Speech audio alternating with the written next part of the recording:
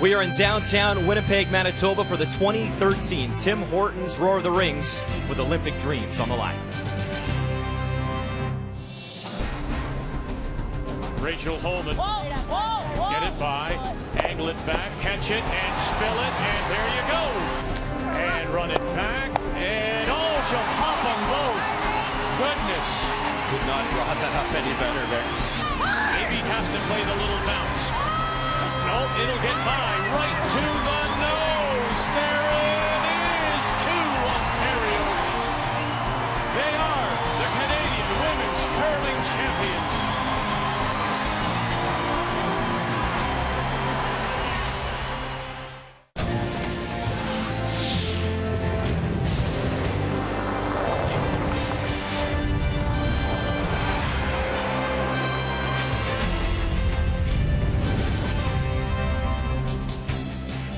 There is a look at the beautiful MTS Center in downtown Winnipeg, home of the Winnipeg Jets, one of the loudest buildings in the NHL. It will continue to be loud this week as we talk curling inside the building. Glad you're with us on TSN. We're going to cover the morning drives for the next 3 days. I'm Brian Mudrick. Ron Burgundy left town. Well, that's all right. Kathy Gauthier is with us, and she's kind of a big deal as well. And Kathy, this event is a big deal. We talk about the Brier and the Scotties, but this event certainly has a different feel.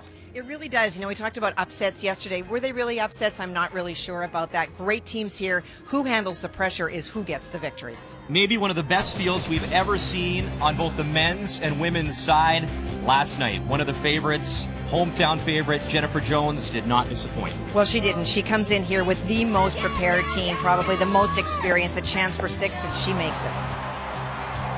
A big end against Chelsea Carey and win number 1 for one of the favorites, Jennifer Jones. She always said she dreamed of playing in a big event in her hometown. Meantime, maybe one of the surprises from the pre-trials, Renee Sonnenberg taking on a former Scotties champion. Well, Renee played great yesterday. She really pushed Heather the entire game, and this little touch shot did not work for Heather. That's one victory for the Sonnenberg team. So Heather Nedewin, arguably one of the favorites in this very tough field, she takes a loss, and Sonnenberg continues to roll from those pre-trials. There's a look quickly at the women's standings. Jennifer Jones, Sherry Madaw, we talked about Sonnenberg, and Val Sweeting, another nice surprise. She has a victory as well. As for last night, the building was electric. They were cheering on Jeff Stoughton. However, this guy played spoiler once again. Well, Brad Jacobs was incredible, and even on an opportunity like this, maybe for Stoughton to steal, not only does he make the run, look at that shooter at the top. That's a deuce, and that would lead him on to victory. The defending Brier champion, Brad Jacobs, wins in a rematch of last year's Brier final. And one guy that's not getting maybe a lot of play is Epping. John Epping, though, he's never been to a Brier, but he certainly arrived last night at this event. Oh, he was so good. I watched so much of that game. He made so many great touch shots. Look at the draw that he has to make to win this game. No mistake. He is so fired up.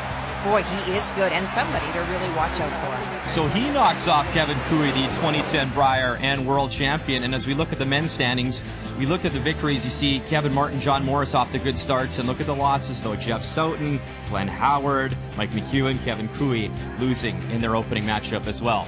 And, of course, that brings us to our feature matchup this morning. And Rachel Homan, she was so dominant of the Scotties. And someone who got a good view of her dominance was certainly Sonnenberg, who was a 5th for Alberta. But last night, Rachel, 60% in her game. She was one of the few teams, local time, that was practicing at 10 o'clock last night. Well, when you and I were leaving, we stayed behind just to take a look to see who was throwing. A lot of the 5ths do throw at the end of the night.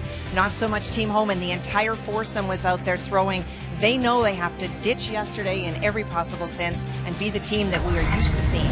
Meantime, Sonnenberg, maybe we shouldn't be surprised. She's been around a long time. She's been to a couple of Scotties for Alberta, and she has the experience. Well, it's really interesting because she brings a different set of tools than most skips because she has coached a lot. She mentors people, and so she's really working with her team. They are the loosest team out here. Playing loose is playing good. So Rachel Homan, certainly one of the favorites. She will need a bounce-back performance. Can she do it? This morning, the defending Scotties champ on the ice. First rock, next from the MTS Center.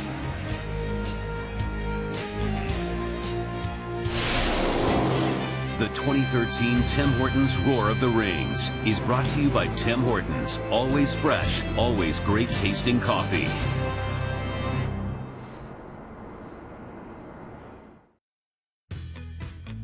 Rachel Homan has a ton of skills. She's fearless out there, she has the big weight, she can make the touch shots, and she's got a great supporting cast. Having watched her win the Scotties last year, it was a dominating performance. It's an unbelievable feeling representing your country, and something that I aspire to do this year.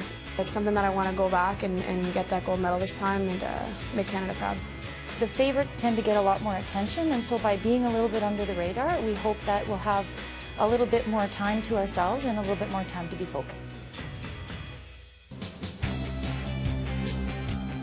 And there are your handshakes as these two teams get ready. Our first morning draw action from the Tim Hortons Roar of the Rings, and it's time to meet the teams. It's brought to you by Ford, proud partners with the CCA for 20 years. As we look at Team Homan, of course, led by the skip, Rachel Homan, lead, Lisa Weigel, second, Allison Kaliazik, third, Emma Miskew. And they are the defending Scotties champions. And of course, Team Sonnenberg, a really good run at the pre-trials, skipped by Renee Sonnenberg. Their lead is Rona Pasica, second, Carrie-Anne Taggart, third, Lonnie McDonald. All the teams will draw to the button before the play gets underway to determine hammer. And winning that draw was Rachel Homan's team, and that means we'll start things off with Team Sonnenberg. They'll be throwing the yellow stones, Rachel Homan the red stones. And Kathy, how crucial is it for a favorite like Rachel Homan to bounce back this morning? Well, it's huge, and one of the first things that I noticed right away is that Rachel did not throw the draw to the button. It was Emma who put it right on the pin, but because Renee Sonnenberg did as well, they have a second thrower, and it was Rachel Homan who actually did the second throw, and that was the throw that won last rock. And for anyone that watched yesterday afternoon in that loss, Rachel Homan could not find the paint. She wasn't even close on a lot of her draws, so winning the draw to the button by her own shot is a great start for Team Homan.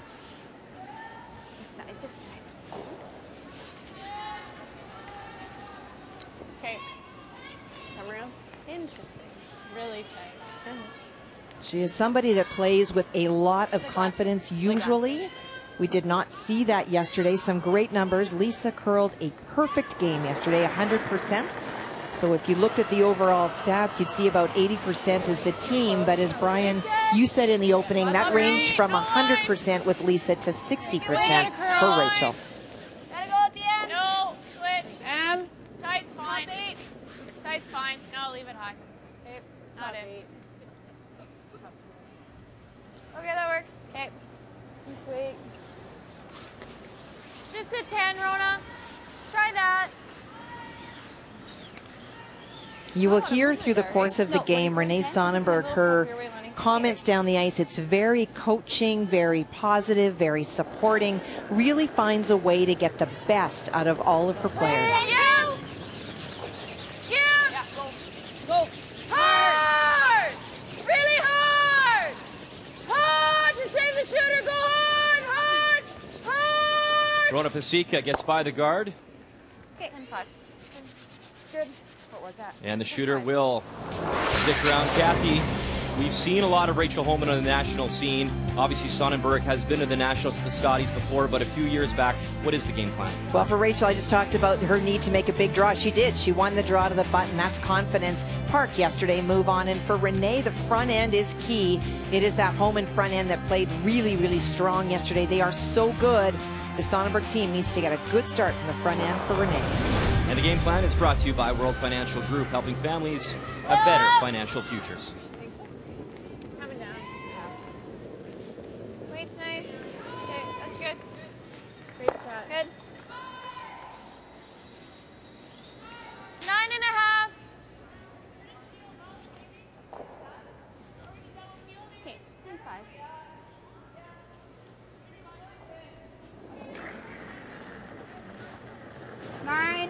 Whoa. Good 9. Clean's good. Clean. Fine. 9. Clean, yes. Hard. Atta girl. It's good. Good weight call.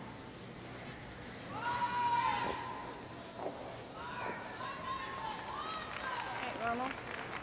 Rachel's style of play that we've noticed over the last couple of years, particularly last year, does lean towards the more conservative side. And especially when you're struggling Normal, as a little down. back end and a skiff, you do want to keep things relatively simple, at least for the first ends. So not a huge surprise the way this is playing out. Also, don't forget, this is our first morning draw. Not really sure what the ice conditions will do. Much colder in the building this morning. So Kathy, simple is how good. hard is it to play in these morning draws? I know, talking to a few of the athletes, they get up at 5:30 to ensure that they're mentally ready and aware and ready to roll at this time. We talked about Rachel Homan's team practicing at 10 o'clock local time, and as mentioned, that's very rare for a full team to be out there doing that. Well, it's interesting. Most of these teams would have been preparing for this event by getting up at 5:30 in the morning so that their bodies are used to getting up early and eating and then playing with high performance. But, you know, as you said, for last night to go late and then early, it's a shorter week than the Scotties, but it's tough. But you have to put the time in when you do not feel that you know the ice conditions. And I know, Kathy, we make such a big deal about getting off to a great start, but keep in mind it's a different format. Only 8 teams on the men's and the women's side. Only the top 3 will make the playoffs. And, of course, if you can find a way to win that round robin, you're going to the final. Well, and it's also the quality of the teams that are in this event. Not only is it shorter, but there are no easier games. You can look at the draw at the Scotties and the Brier and say these teams are, you know, don't have as much experience. But here you get off to a bad start. History has shown that only Sandra Schmerler in 1997 has started 0-1 and won, and that is men's or women's. Wow. So anybody back at the hotel right now that lost yesterday is not happy with this particular fact, and it certainly doesn't mean it's not doable, but it does show you what a tough road it is when you lose that first game. And to that point, Kathy, I found it interesting. Jeff Stoughton, who's been at every trials, I believe has never won his opener. He has had some success. I mean, so close back in 2005. Well, he certainly would have changed that stat to 2 had he won that final game against Brad Gushu and the boys, but he did not, and it's tough, and I'm sure that Jeff had not at all planned on going 0-1 in the first day, but you deal with what you've got and you move forward. As we look at Rachel Homan, I was very impressed. We've gotten to know Rachel over the last 2 years, especially seeing her at the Scotties, and I was really impressed with how she handled the media after that loss and how easygoing she was, and she seemed very calm with things and said, hey, we had a bad game. I didn't play great. We'll bounce back tomorrow.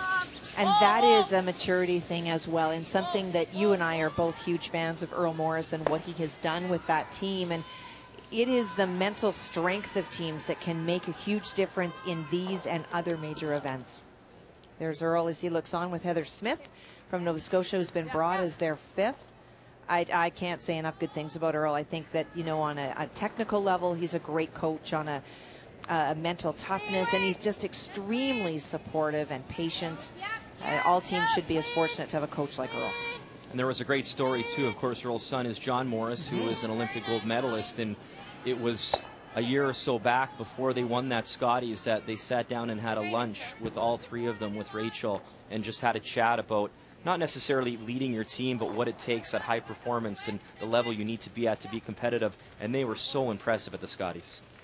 They were, and you know, it's not just the technical parts of the game that you need to work on as a team to succeed. It is, in my opinion, chemistry that really makes a team go that extra level, that note that people are supporting you, and what it is that you need to give them as either cues when they're in the hack or positive support, or give them some space when they're struggling.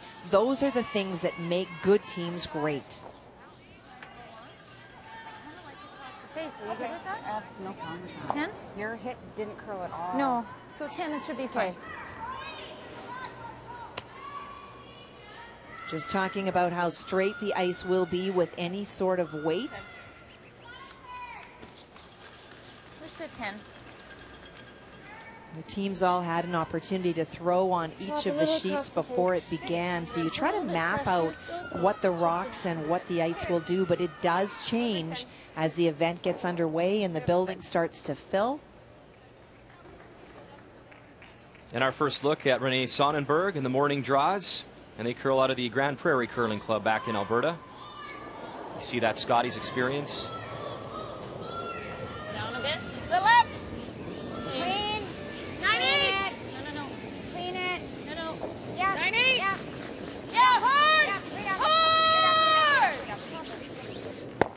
girl.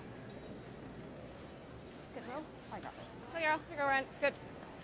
Nice throw. And now we'll get a look at this side of the ice. Was that was down, wasn't it? Oh, I didn't look. No, it was 10-0. It was Okay. perfect. Yeah, Oh, you're right. It was okay. perfect. She was calling 9-8, and I didn't feel like I threw it that hard, so I was like, oh. It would look more than mine, though, because I did not give you much on my hits. Yeah, okay. Yeah. Perfect. Yeah, it would look more. It's a good conversation. The numbers they're referring to are between the two hog lines. And there is, it may not sound like there's a big difference between 9.8 and 10, but in fact, you know, a 10 is, and I know it only sounds like 0.2, but the rock will react and start to move the least, the less amount of weight that you actually throw.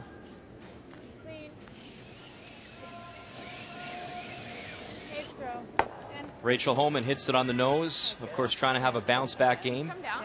Yeah, it came down. They're all doing that. Yeah. It's a good throw. Okay.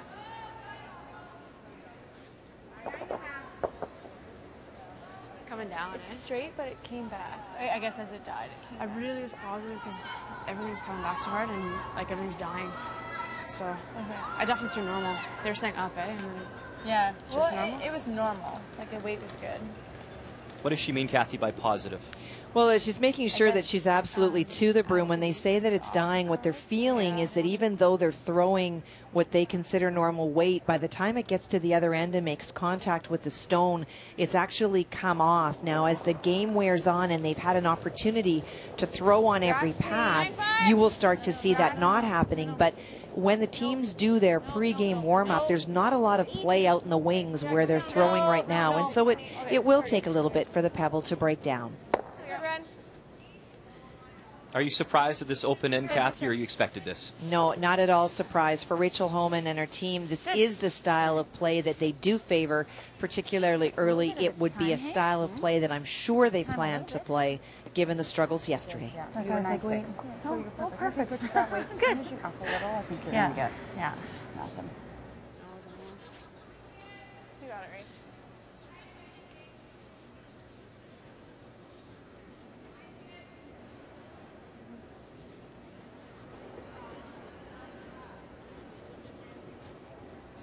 Rachel just taking extra time to clean the stone. Feel? Okay.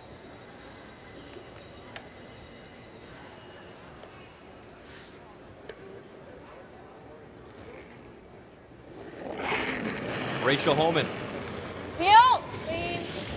has the hammer here on this Monday morning draw, looking for the blank. And a nice clean throw. Homan will continue to have hammer when we return at the MTS Center. Nice one. Good practice last night. I think The 2013 Tim Hortons Roar of the Rings is brought to you by M&M Meat Shops, frozen food at its best. By Capital One, what's in your wallet? And by Ford, proud partner of the Canadian Curling Association for 20 years.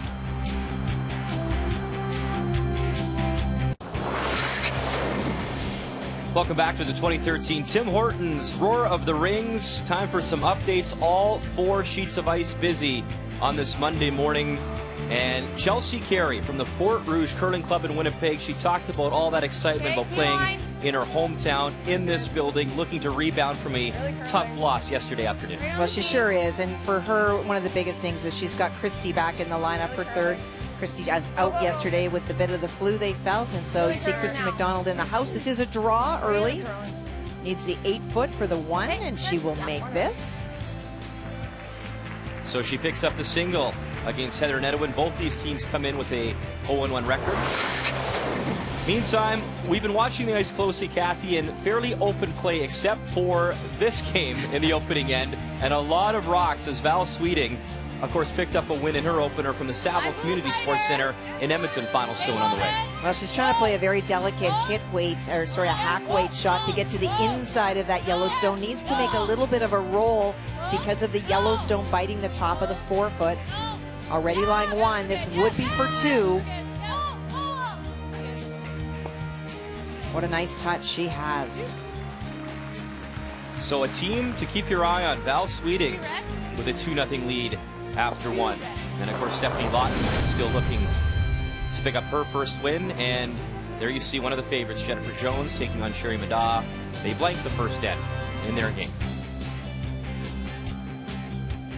As for our feature matchup, we also had a blank in that opening end. It was Rachel Homan out of the Ottawa Curling Club with the hammer to begin. And she keeps that hammer with a nice blank in one, with lead stones here underway in the second. And Rachel keeping it very simple. Renee Sonnenberg threw it right into the 4-foot, and no question in Rachel's mind what to do. And so they have been hitting and replacing stones. And we'll do that one more time, although it will be interesting because if she does manage to get this on the nose, Allison would be outside of the rings. And then we would see what Renee was prepared to do.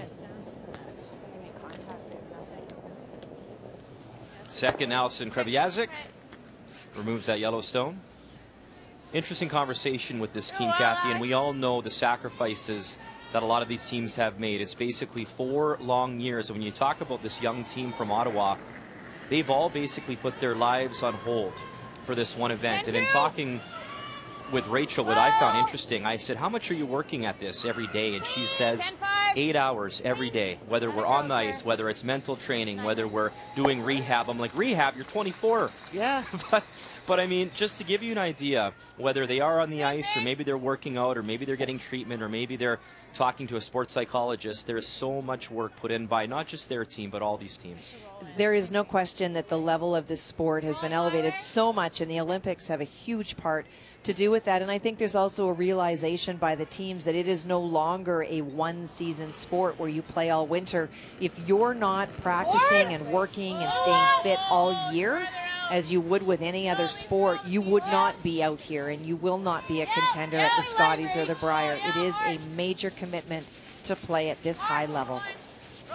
And I know, Kathy, we obviously had a lot of fun with Ron Burgundy in the broadcast booth yesterday, but what I found interesting was that he was surprised that a lot of these people in the curlers had real jobs.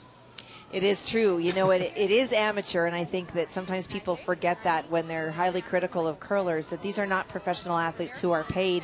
They are full-time, everything that you can imagine, from, you know, whether you're a student or a weed man or you work for the government. These people go home and have regular lives and then try to fit in throwing in the morning or throwing at lunch or going after work or trying to fit a school paper around what else it is that they're doing. It is a big commitment, and you have to be absolutely in that place, as does everyone on your team, to play at a high level. Harder! Okay. Great, wait, Lonnie. Huh? I think we found it. That's what she said. Yeah. What do you like? Now, Lonnie raising that in, they curled a little bit more than they thought. Want to come around? Okay. Okay. So opportunity here for Team Homan to lie This is two. like your drop path, eh? Yeah. Yeah, you know this line. There's a little bit less. Don't want too much. So you see where Rachel's broom is there, Kathy. It's inside the 8-foot, not quite on the 12. And you've heard the comment from a lot of the teams, and I know it's early, but it's a lot straighter than they expected. It's certainly, for the teams that were in the pre-trials, much straighter than the ice there, and often much straighter than the Scotties. Now, Hans did say last night, Hans Vutrick is the ice maker, and when I spoke to him, he did feel that as they get a handle on this building, they will produce more consistent conditions, conditions which curl more. But on the first day of an event, you're dealing with crowds that you don't know numbers. You're dealing with all sorts of stuff in the building. So, you know, I thought they did a great job, the ice crew, in the first day, and I expect bigger, better curl as the week goes on. Yeah. Good pull.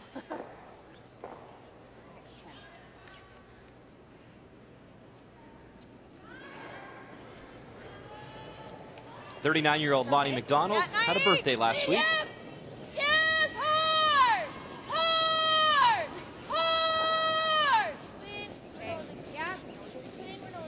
We talk about the ice conditions, and I think that people assume it's a simple art. It really is not. There's so much to be considered. There's everything from airflow, and there's Hans and Eric in the background, Monfort, who works with him all the time. Both will go to Sochi to make the ice for the Olympics, and they work so hard at this. They live in the building, they're checking things all the time, and they're really trying to predict weather. They're trying to predict what the temperature will be, how many people will be in the building, will they be equally distributed or on one side or another, and those are things they have no control over, so they try to anticipate and then deal during the course of the game to keep things consistent.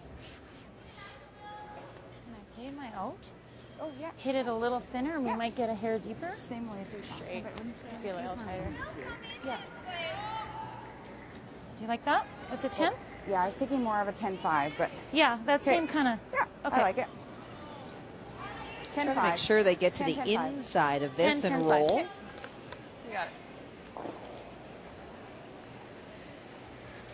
You talk about the sacrifices and all the work that goes into this, Kathy. Renee Sonnenberg, one of those people, she put her teaching job on hold in Grand Prairie to chase the stream, and have been trying to get here for a decade or so to make the trials. Just incredibly honored, she said, to be here. Nice 10-5, Ren. Take time.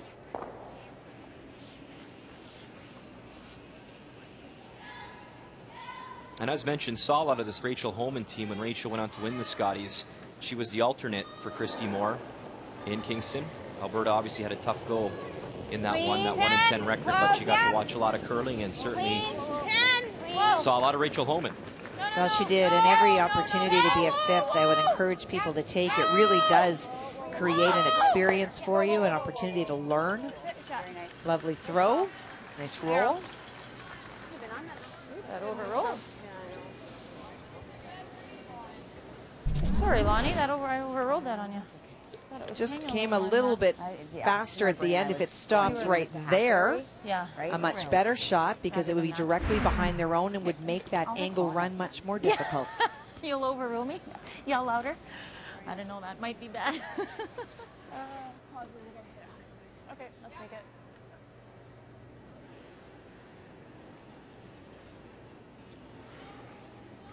Playing the run. Heel!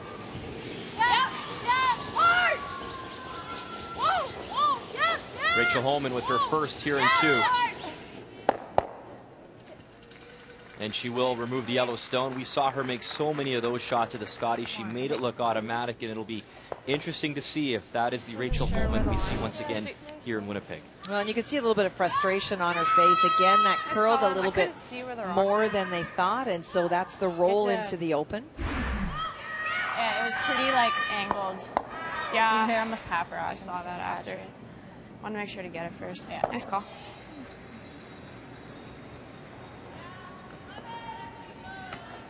The red either, because then pushes the force. Yeah. Okay. Okay. The blank's not as easy. 10. 10. You got it.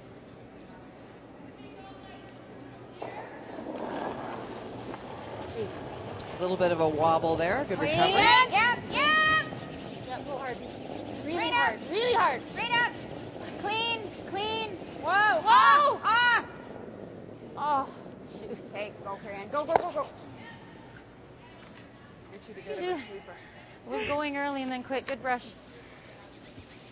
Shoot, eh? It was going early and then quit. Okay, it's a 10. Very nice. I don't mind a blanket too. Wow. Yeah. But they don't want to go. I know. What's going on? I'm surprised. Yeah.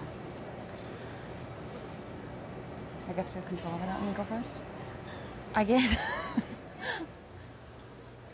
Well, I'm not surprised.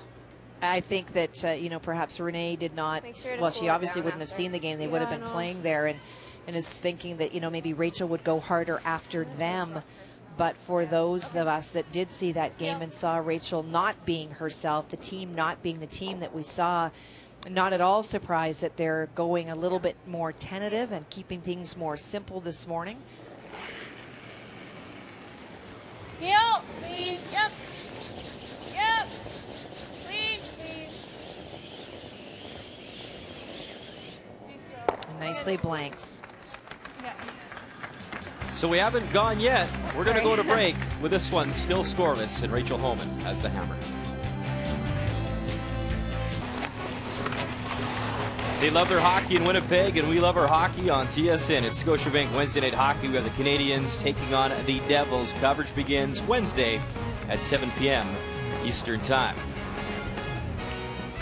You talk about the Olympics. Carey Price certainly off to a great start. His name is definitely in the running when it comes to Team Canada. And obviously, Olympic thoughts are in the air here at the MTS Center as well. Our feature matchup this morning at the Tim Hortons Roar of the Rings. Rachel Homan looking to rebound after that performance yesterday. And it's been very quiet thus far on the scoreboard. Tied up at 0 through 2 ends, Kathy. They retain the hammer.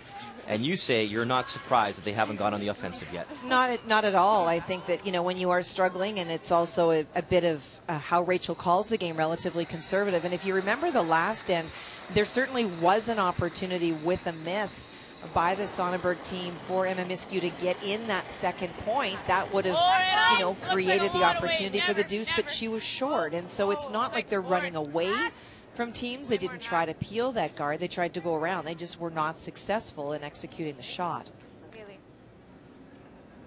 Lisa Weigel, the veteran on this team at 28 years young. And she was so good at those shots at the Scotties. I believe she had her own name and everything for those shots. What do you think? The It's Weigel, really straight in but practice too. not to be there. Yep, it's perfect. Okay. And they referred to the fact that her weight was a little bit heavy as well. It's not going to make that movement if you are up, and she was closer to bumper on that shot. So that allows the Sonnenberg team to try to utilize their own guard and get behind, put some pressure on Team Homan. We've heard them say that they might try to force them to play a little bit. 37-year-old Rona Pasica leads stones for Team Sonnenberg.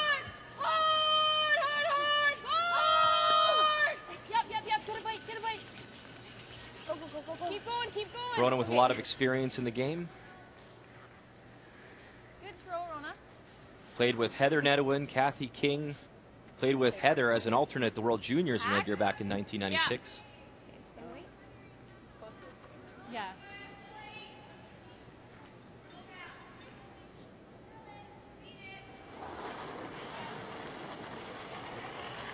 Same weight. A little less, maybe? Hey, Whoa! Just hack. We don't have a piece yet. okay, we just hacked. Not, you gotta go on I gotta that. go on that. Okay, I'm close. Sit. Okay, Lee. Okay. As promised, we will keep you updated this morning, this Monday morning, and a busy morning as well, as we look in on Heather Nedwin, former Scotties champion, taking on Chelsea Carey. It was Carey drawing for her single to open scoring in one, and now in the second, You need full. Heather trying to do the same. Well, she Line's is, fine. and that hole between that long guard and that Line's fine. Yellowstone on the Play, girl. corner is what Chelsea Carey went through to remove a Go, Nedwin go, stone go. and 15, roll to the go, wings. go, And so girl. again, it is Come on, against Jess, two, you but got this it. time it Oh, is you got Heather it. being Line, forced to great. take the point. Full And she forward, will. hard. One yellow? Go hard. Coming out the other side. Easy, And our easy, feature sheet easy. just Whoa, getting whoa, by the whoa. guard really tightly. Almost comes out the other side a little bit because the guard is so long. Missed it. Great.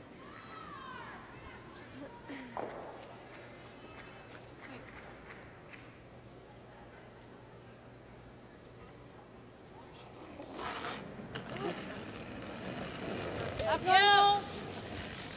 Yep. Whoa, whoa, whoa.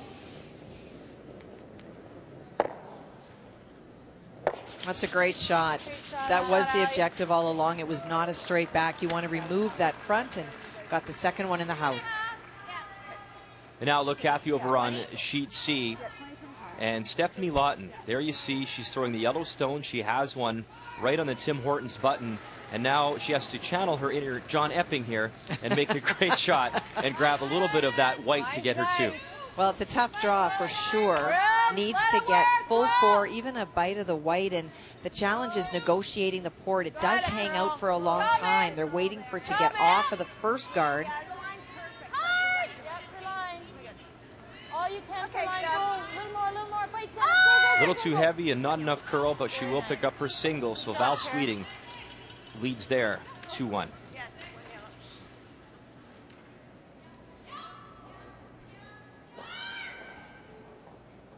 Just the PLA. Yeah.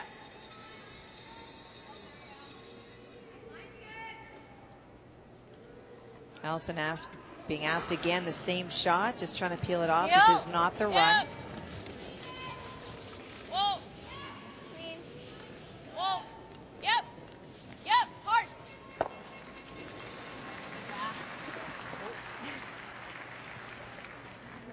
Okay. I think I moved it in a bit. It like hurt. It nicked it like a centimeter. Doesn't matter. Just talking about where that rock would have been. Renee's comfortable with just leaving it where it was. You'll see that it does make a motion, so it gets by. And hopefully you trap it right there, but it didn't. So it did move it a little bit, but Renee's not worried about moving it back. Sometimes those do come in to haunt you, but that rock would not have gone out in either case. Especially if it was above the tee line. You never know when you need an in-off, or it could play a factor down the line. Gotta finish. Yep. Gotta go for line. Line's not bad, Gotta go. Okay. Yep. Stay on it. A little more. Another big scrub from right center. Hasika and McTaggart. Yep. Okay, good. Whoa, whoa. Very nice. Okay. You get the top and roll on, it's okay. Sorry, how much? Okay. So similar weight in this shot to what Rachel had asked of Lisa Weigel on the first and second shot, so they know the path now. They get the front, they do, but because that guard is so long, there certainly is an opportunity for Emma to get by and make good contact with the stone behind it. What do you think? Yeah. Clean it. Yep. Whoa. Back up. Whoa. Off. Emma Miskew gets around that guard. Go. And she is able to remove that yellow stone. That's a lovely throw. Sorry, Rachel, just really coming down. That's okay. Obviously, Kathy, so much talk about the Olympics coming up in Russia. A lot of connections just in this game when you talk about Vancouver as we look at the replay of Emma's stone. Emma was actually at the Olympics in Vancouver with Rachel as a spectator, and they watched 4 games, and that was the one thing Rachel really talked about, was that experience of being there, feeling the energy of Vancouver. I mean, we got to experience that as well, Kathy, just being in that city. It's crazy. And how much that really fueled their fire to maybe make it there one day as players. And then on the flip side of that, Renee Sonnenberg was also in Vancouver at the Olympics as a coach for Denmark. And she was leading Angelina Jensen's team. They had a 4-5 record at those Olympics, so certainly some side stories when it comes to that great experience in Vancouver. Tighten you up a little bit a bit. I threw a draw here. It felt pretty nice. Okay. Throwing a whole bunch down the Well, here's a really good indicator that it's not that Homan's team is prepared to run away from Sonnenberg. They were just keeping it relatively simple, and with the stone out in the wing, if you make the hit on it, you're either going to roll out across the top or you're going to jam. So ignoring it and trying to get behind. Weight's good. Wall line. No. Weight's nice. Just top 4. Looks heavy. Whoa. T-line. Whoa, it's way too much. Is it coming down at all? Starting to. We just need to touch center. We're there. We're all there. We need to touch center. We're there. Touch center. We got to finish the touch center. Okay, you're there.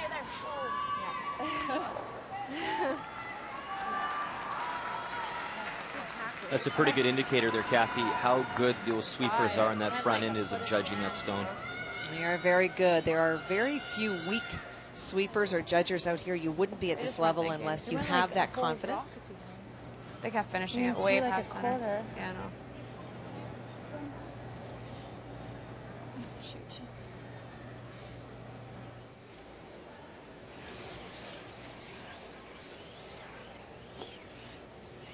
A great weight for Rachel Homan, but because that guard is so long and they got tight to it, you can see that it did come about half out on the other side. So access to it for Renee.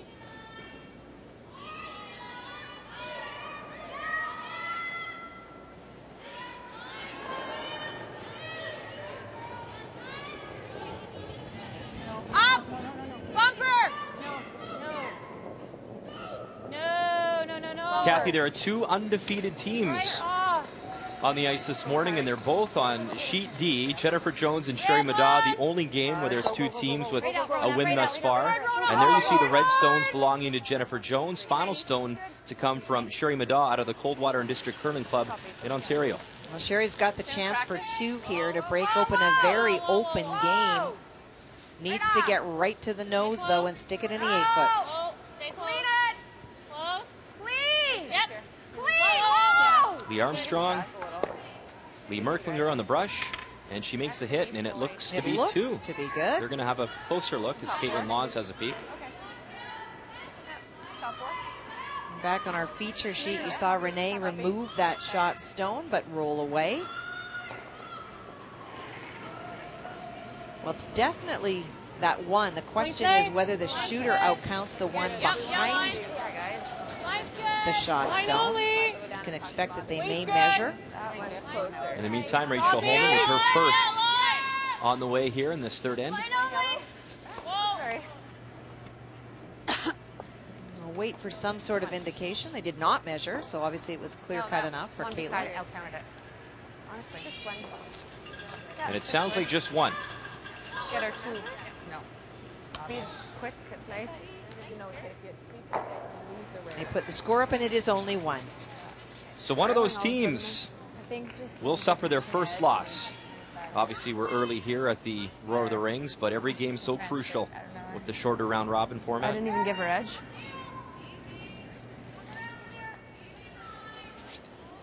Okay, I'm just playing to lie 2 and force her to 1. Should we be going more aggressive?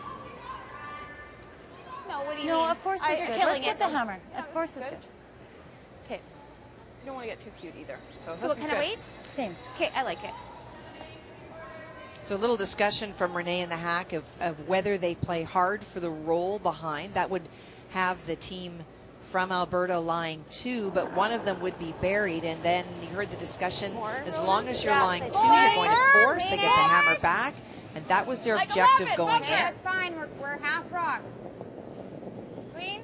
Yeah, you can clean it. Yeah, carry on, carry on. Go, go, go, go, go, go. Okay. Yeah. And she will lie 2. 10-3.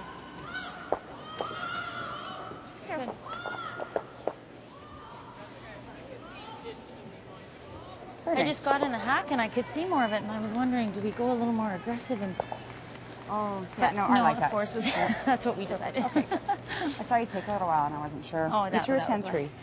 Oh, This really? one, yeah, Oh, you, goodness. you threw them a little bit different. Your first one you kind of put out to the room, and Yeah. this one you were straight up. Yeah. So I think that's just the difference. Come back. Kathy, what is a 10-3? That's the time between the 2 hogs. They're shooting for 10 for the most part as their normal weight as we listen to them discuss. So 10-3 suggesting that she threw just that wee bit less weight than she was planning. No. And it's just confirming for Renee the kind of weight that she's throwing, so that if she's wondering why rocks are moving or why they're not moving, it's just letting her know whether she's throwing what she had intended or a little less or a little more. It's a good communication. So Rachel Homan with a blank in 1 and a blank in 2. Will try pick up her single here in 3, and the shooter will hang on. So we are on the board here on this Monday morning. Rachel Homan leads 1-0. We're back after this. Come back.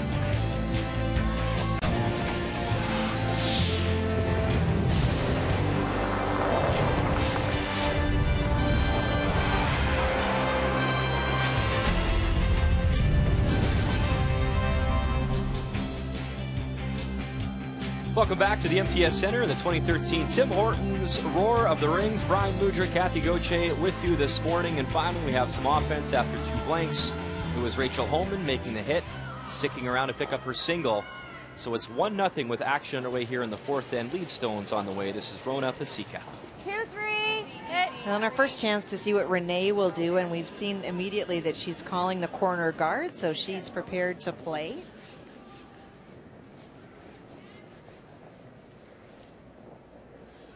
Don't mind it a little further out if we can go a bit. We can't, I don't want Okay, hold on. Right there is good. Good, good, good. Okay. 16 one. Okay, Lise.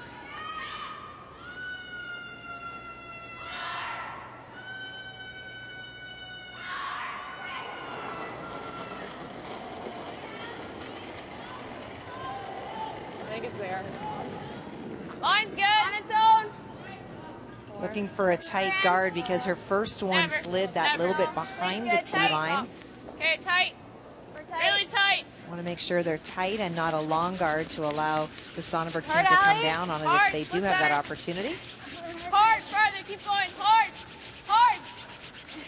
Kathy, obviously an Olympic trials year is always a special year, and it's interesting as we look at the defending Scotties champions who would go back to defend their title. If Rachel Homan does happen to win the Roar of the Rings, she'll be off to Russia, and that would mean Jennifer Jones would go to Scotties as Team Canada. She would as the runner-up. It is a very unique year every couple of times that we come through this. And as much as Jennifer has loved the Scott Tournament of Hearts, it is another place with an S that she would like to go to instead.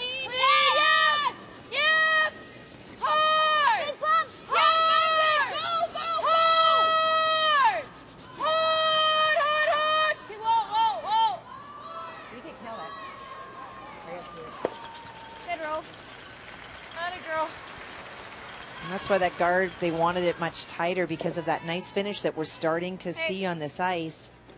Right.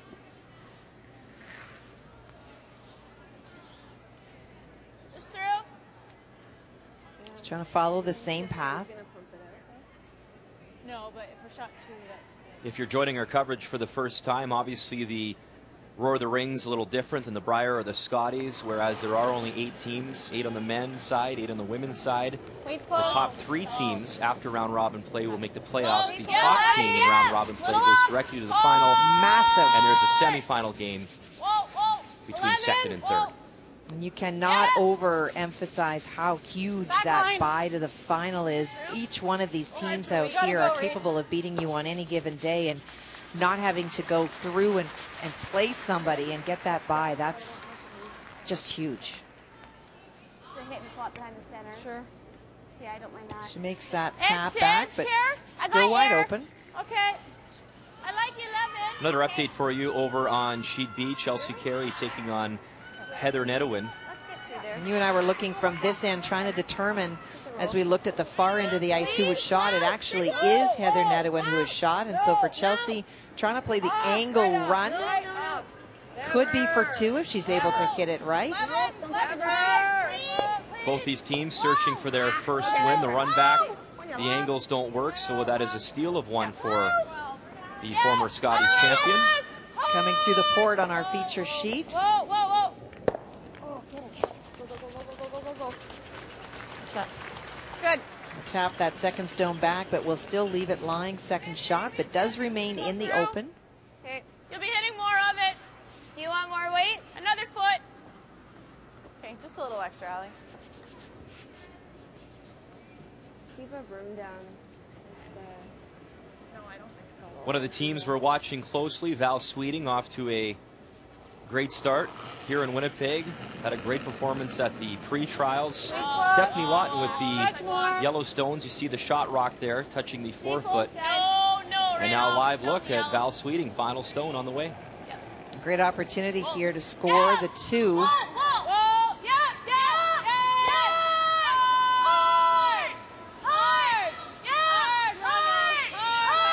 These girls are just great brushers.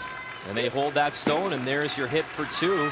And Val Sweeting a chance to go 2-0 here in Winnipeg, up 4-1 after 3 over Stephanie Lawton. Another one of those teams that people did not list at the top, partly because she's not had national experience, partly because we've not seen her, you know, at a Scotties and on a lot of the tour events, although this year they certainly have traveled a lot. And boy, that Sweeting team is the real deal. Line's a little tight.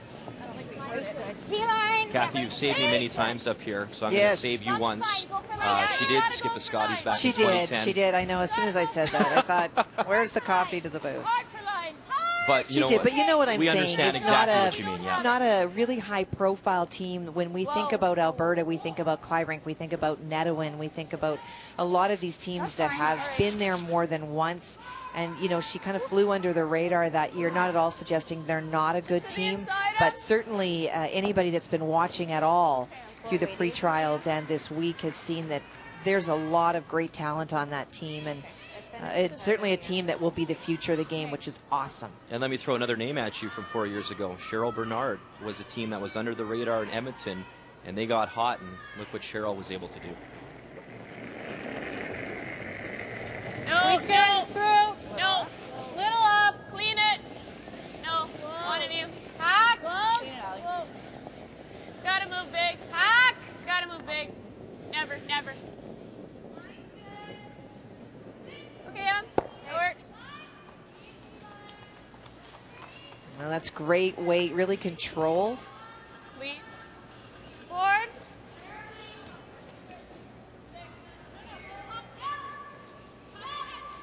Okay, right up. Forward. Forward weight, Angel. Those teams throwing the kind of weight that will allow the rock to take the curl. Forward. Just clean. Close. Clean. Yep. Yep. Yep. Hard. Whoa. Yes. Yes. Hard. Hard. Time to get a bite. Whoa, whoa, whoa. Go, Karen. Right Karen. behind this one. Yeah. And a nice little roll, but it rolls too far for McDonald. Nice throw. Kathy, we mentioned Cheryl Bernard's name, and I was just curious, and I asked around. She would have been a logical fit to be a fifth for any of these teams, but I understand I was told that Cheryl's actually trying to play down and get into a wild card to make the provincials for play down. So she's for her. trying to get into the Scotties. And as much as I agree with you, it would be a great resource to have someone like Cheryl on your team with the experience, particularly if you win. She's also still very much a curler, and if she's got the opportunity to get back to the Scotties, then we wish her the best and hope to see her in Montreal. Hack! Clean it! Hack! Clean it! Back line! Yes! Back line! Trickier shot just because of all of the stones at the back of the house on this side. Yes! Back line! Hard! Push! And there's that jam. Dead spot? Yeah. Well, yeah, I threw like the same I thought you way. threw the same as your first shot, so I thought hack, and halfway the way down, I was like, it's not. Just dead. Yeah. Lots of discussion, not about the path that the stones are taking, but how much the weight is coming off. I tried to. I threw it heavy on my first, and I threw the same weight on my second, and it turned into a disaster. Yeah, when it's the first rock down, it's just, there's nothing. It's just I didn't want to dead. pump it. Yeah.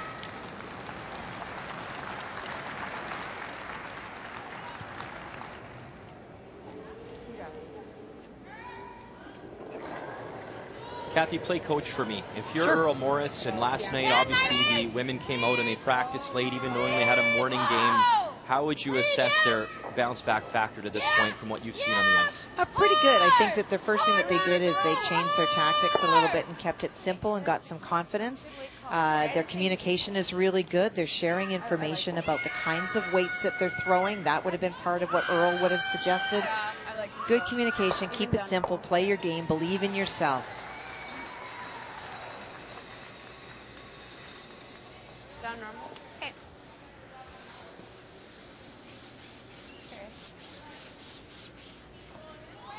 A little bit more in. How much? Down normal. Okay. Roll behind the guard. If we can. Okay.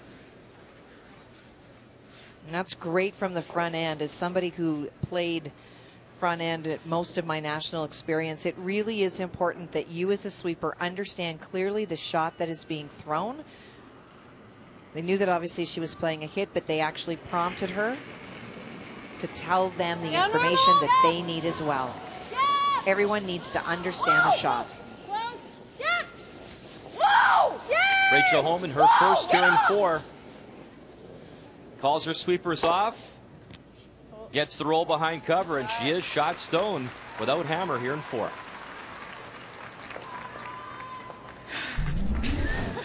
Well, they waited. It obviously goes back and forth just that little bit there. Gets the roll. Just like watching it. Polar opposites. Yeah. And then silence. Right? We Rona's tapped hers back and here. But I gave her ice out here. You were just inside. I thought you were inside. Like there? Yeah. So can I tighten it a bit? Yes. And go? Yeah. So just back 8. Back 8. Back 12. Same as yours. And you had more ice. So we're playing just a 9. Okay. Do you like this or Just freeze? no? Come around tap. What else is there? Well, we just peel. She hits. We Just easy bonk weight. for Doesn't one. have to remove it out of the house. Just has to get around and tap it back. Let's chat scoot. Kathy, you're a lot better than Ron Burgundy at that. That was fantastic. That was a man of many rocks. He was in a glass cage of Yeah, emotion, much and like it us here curls every really morning. nice in here. Yeah. Let's play it tight to the guard. Like it. Okay, we're good. Back line? Back 12. Okay. Yeah, back 12. And then if we do rub the guard, we'll be in. Okay. Because of the curl, I think you almost have to think back line though. Okay. Okay.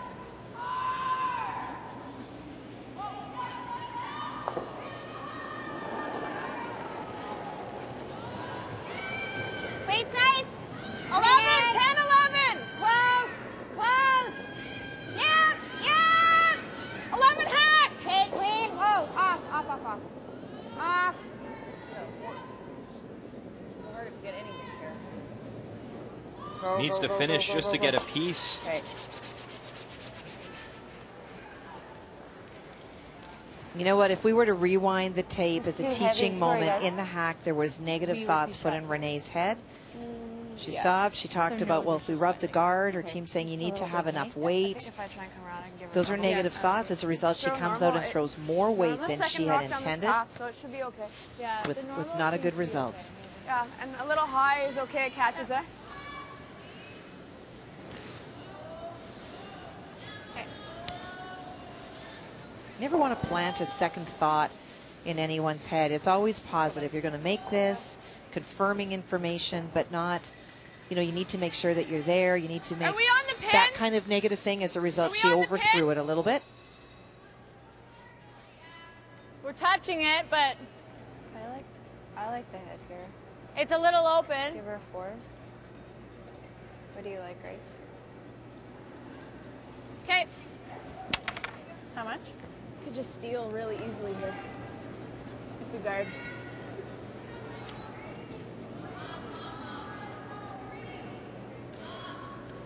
How much, Rach? Good job. Lots of doubt in her mind from the hack. You hit this stone, you may be lying 2 or 3, but you guard, you're guaranteed a steal because they don't think that the draw is Like there. if we go here, that's a steal, right? Unless she plays that slash. But it goes into that. Just want to be safe. I don't know if it would go into that. 'Cause then Like this if was we in- do this, she doesn't even have a draw, right? Like here, she's just gonna come and tap it back for 1. That's Do you okay like though, it? eh? Safer. That'd be pretty wild for her to play that. We'd, Sorry? we'd play it. It's up to you. Should we safe? Whatever you like. I think we had. She doesn't even have a draw right now. Do you want to call it time? Do you want time? Time? Time out. Time? I mean, it would be nice to steal. It'd be but nice if we could do that. She doesn't even have Earl like, a Morris draw, will like, now she make had, his like, way an out. in off, but, I mean, she's She only has down it on great this side, though. discussion. She's got a piece on this side. She's got tons to roll into. Well, just like if we go here, how does she, that's a pretty good steal right there. She doesn't have a What shot else? for 1. Like she might have the She slash, has but this. it goes into hers. But then hers goes into ours. And then she gets 3. It could turn into 3. Yeah. Why is that? Because if that goes into there and then it takes our yellow out, and ours I don't in. think it can stick. I don't think this can stick, Em. Like you. It's up to you. I just So think what's- if we're gonna guard, we may as well just come around. We're just giving her 1. That's all. Okay. I mean, that's fine. We wanted to give her 1 in the beginning of this end. It's Whatever fine. you It's like. just- Steal's nice. You know the line for the guard. I don't know the guard. We could still get the steal even if we hit. So Yeah. let's be safe. Okay, let's do it, Rach. Okay. One of the biggest reasons I like that conversation is Rachel sat in the hack, confirmed that it was on the pin, and really they don't believe that there is a draw for the shot. So her thought became, let's just guard. Our goal was to force her to 1. And instead of yelling back and forth and using a lot of their thinking time on the clock, they came down they were still unsure. That's what your coach is there for. You heard Earl just talking about why don't you like the hit. The hit gives you the potential to lie 3 and force. Would force also Renee to play the other turn that she had, from what she had just thrown. But then Rachel was reminded of what their game plan was. And so they're playing the safe shot. Which is to lie 3. And they lie 3. And the most important factor, Kathy, after all that discussion, make that shot that you eventually call. and have one shot in your mind when you throw it, not kind of as you're throwing the hit thinking you should be playing the guard. One shot in your head only. It sucks to give her an easy out. I know, but if she makes it, it sucks. No big deal. Up and hit. And if you're curious at home, both teams start out with 40 minutes of thinking time. Each team gets 2 timeouts of 90 seconds. So you're looking for a 14-0 then? Yeah, on the 13-9. Oh, okay. Yeah, 14-0 would be close. Straight up, run. So this a quieter tap back, Kathy? Yeah, this is no walk in the park by any stretch of the imagination. From the hack, Renee is not able to see any of that stone. Does need to tap it back. Finally. Okay, clean, off. 10. Right off. Right off. No, where's the curl? You heard that from the skip. Final stone here in the 4th end, facing 3, Sonnenberg. And she will find the hole. Okay, 3. Big mistake, and a steal of 3 for Rachel Homan as things work out for the defending Scotties champ, up 4-0 after 4.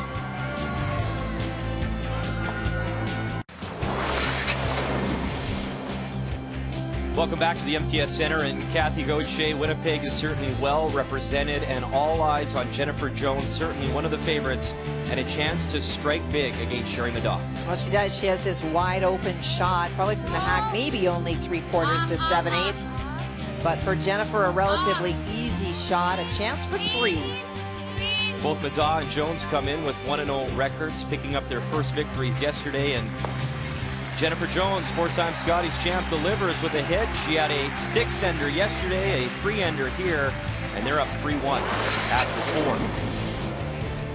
Speaking of Winnipeg connections, Chelsea Carey, also from the Fort Rouge Curling Club out of Winnipeg, and tough draw here, facing 3.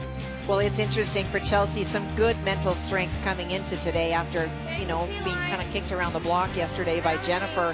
We've seen a couple of ends already. She's had to make some really big draws. This one is yet another one.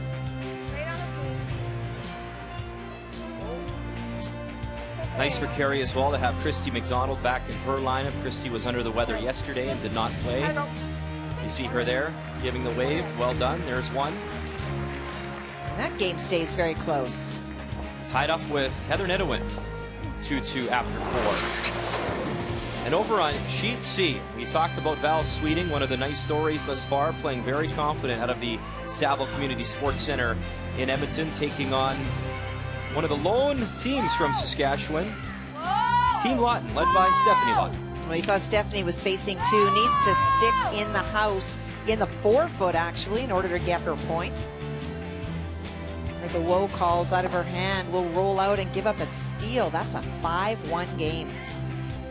So a tough start for Stephanie Lawton at these trials. She talked about representing Saskatchewan on all that pride back home and wanting to do well for her province. A tough start for her. We'll look at the standings here updated.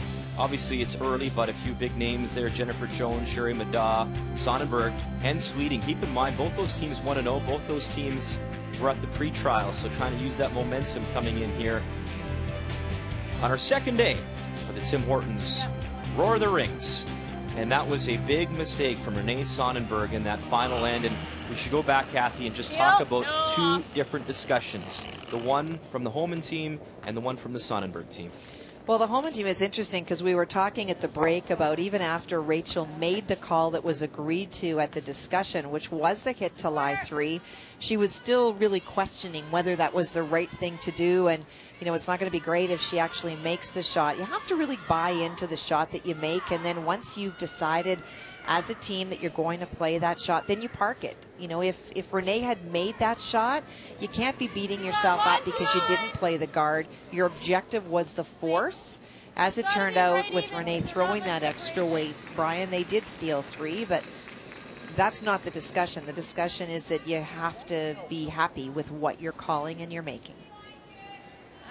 Sonnenberg made an interesting comment, too, before this all began. She said, when our team is laughing out there and smiling and having a good time, we're most successful. It'll be interesting to see how they can rebound now from that mistake. Well, you can see the frustration on Renee's face, and that's with herself, of course. 2 tough shots, you know, the kind of weight shots that you just have to make sure that you're there. We've seen it straight with hits, moves with that down weight, just overthrew a little bit both and did not get the finish that she was looking for. Another appeal from Alison Krebiazic. Kathy, you've been around the women's game for a very long time. Careful, not that long. You are experienced Thank you, an in the aging women's veteran, game. yes. Is that fair? All right.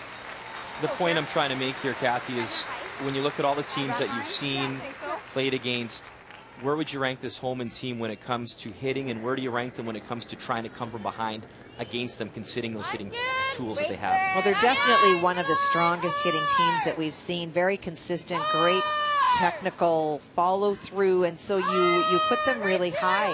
It's interesting, if you had a bit of a graph, where I would have is a line that is absolutely escalating in terms of their presence, if you will, in mental toughness that you were talking about, 2 years ago. Not so much, whether that's just age or experience, but you definitely see this team becoming more of a solid unit and benefiting from those 8 hours that Rachel talked about and getting stronger. The mental aspect of this game at the top level is what separates those final few teams. It's interesting, too, this team, they're viewed as young. Rachel's 24, Emma's 24, Allison 25, Lisa 28, but they played together for such a long time at big steals for a long time. And they're one of these teams, you talk about the youth movement, maybe at this trials more than ever, of the youth movement now coming up, and a lot of the teams we've seen play for a long time, maybe moving on after these trials. They could be here for a long time. Well, that's great. It's really important in any sport that you love to feel that it is going to be in good hands. As one group moves out, we're always sad to see people decide that they've had enough. They cannot continue to make the commitment that they're moving on with their lives. But it's so important to see teams like Sweeting that are out here, and Chelsea Carey, and certainly the Rachel Homan team that are young and have years and years to play and really want to do Canada well. Okay, good running. Kathy, obviously this was a nice shot to set up that big end for Rachel Homan. Well, it really does come at the hands of Rachel Homan in the fourth end. There was so much discussion about the second shot, but the first one in many ways does set up this end.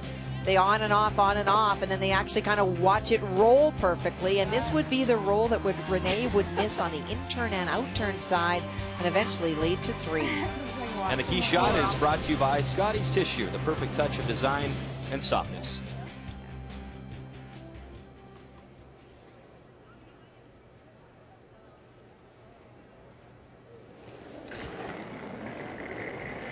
Heel. Yep. Hard. Really hard, guys. Go. Whoa, whoa, whoa. No roll. Sit. Okay, They're really hoping that she would stick around on that, and so the play would be in the middle, but with that corner guard, a chance for Team Sonnenberg to get around. 90? Yeah, on the 95 side, though.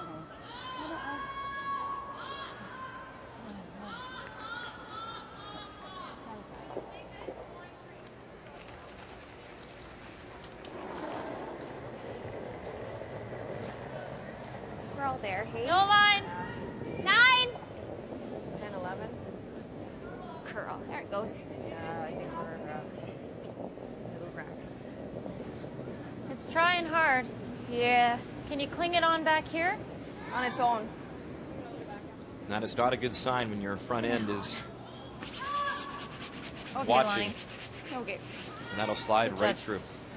Yeah, for sure. You know, the option, the tolerance, if you will, for Lonnie was short on that, not long. Should you just throw a rocket? Yeah. Hey? Yeah.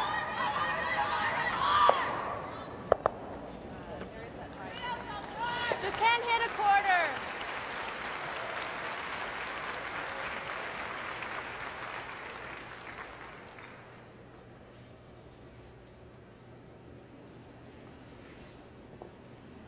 Feel.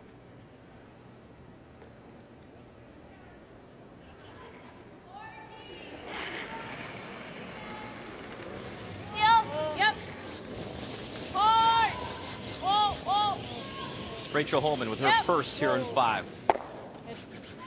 Nice peel. Throw. Nice shot.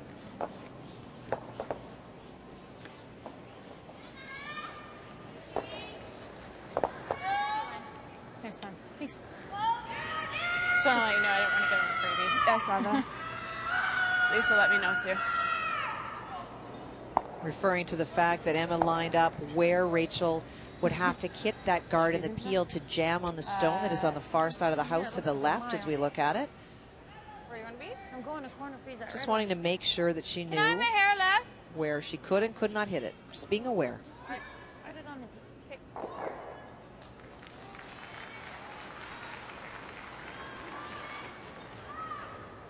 It's funny too, you get caught up whether it's the emotion or the crowd, and sometimes the communication is so important. I remember watching Brad Jacobs and their team, they actually threw the wrong turn on one of the peels.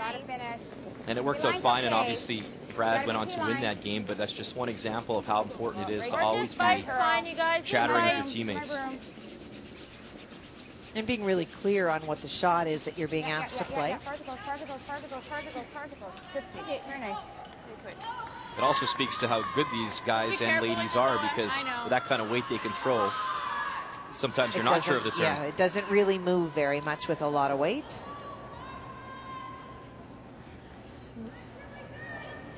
Okay. Trying to park last end.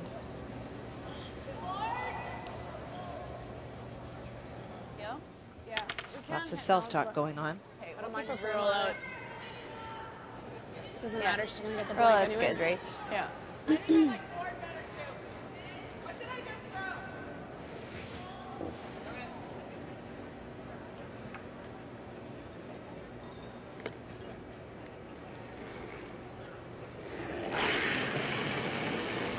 Heel. Yep. Whoa, whoa, whoa. Whoa. Up.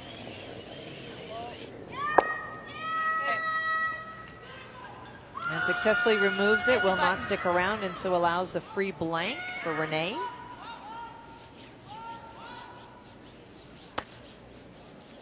So Kathy, you're the coach, Kurt Balderston at the 5th end break. What are you telling your team? You're just parking the first 4. You know, it really was one end, and a shot that kind of got away will be a reinforcement that Rocks need to be in front of the house, that, you know, it's important to stay positive and to communicate, and, you know, you're not going to get the 4 back in one end, but a couple of good corner guards can generate a deuce, and there's still lots of game left.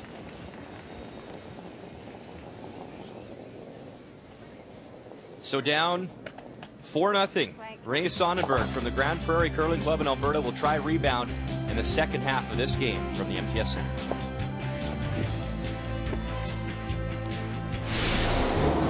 The 2013 Tim Hortons Roar of the Rings is brought to you by World Financial Group, creating a better tomorrow for families today. WFG.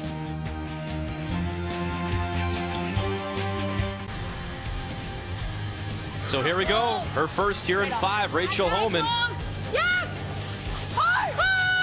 And now they call the pressures on Krivjacek Weagle. Can they find the hole? Get it through. Feather them. Unbelievable. What a shot. Well, some great shots. Look at her accomplishments so far. So young, but she is not done, and this is one of the events she would love to add to this, and it's really starting to turn things around this morning, and Rachel is with Brian. Rachel, obviously a good bounce-back performance thus far. Tell us about your conversation, though, in the 4th end. It was a tough call because we had the opportunity to kind of get a steal, but got to kind of play it safe. It's a tight game, and so played the hit and kind of upped the ante for her, and we got a mistake out of her. You didn't expect 3, though, I bet. No, that really ran for her, and ice isn't easy out there, and it's not very forgiving, so we were fortunate to get a 3 there. We saw last night that your entire team came out and practiced here at about 10 o'clock local time. How important was that to get back and get your confidence on this ice? I think it was really important. We wanted to see some lines in that, even though it was late at night. It really helped us for this morning. Are you feeling better now with the ice, the conditions in this game thus far? It's going to be an uphill battle, I think, and every game is going to be a tough game. But yeah, we're happy with where we're at right now. Thanks for your time. Thanks. Well, let's take a look at some of the numbers after 5 ends in this game, this morning's draw. These numbers are brought to you by Tim Hortons, Canada's favorite coffee. Well, if you look overall, you'd see that the percentages are relatively close, and yet the score is not, and that's because the biggest stat that stands out is Rachel Homan is at 95% this morning, Renee Sonnenberg at 69%, and when you have that difference between skips, that makes it really tough. Well, Kurt's going to have his work cut out talking to the girls, trying to get them to think positive, think of the future, go slowly, end by end. We'll be back with the final 5 right after this. The 2013 Tim Hortons Roar of the Rings is brought to you by Purex Bathroom Tissue. Purex, 90 years of pure comfort. By M&M Meat Shops, frozen food at its best. And by Capital One, what's in your wallet?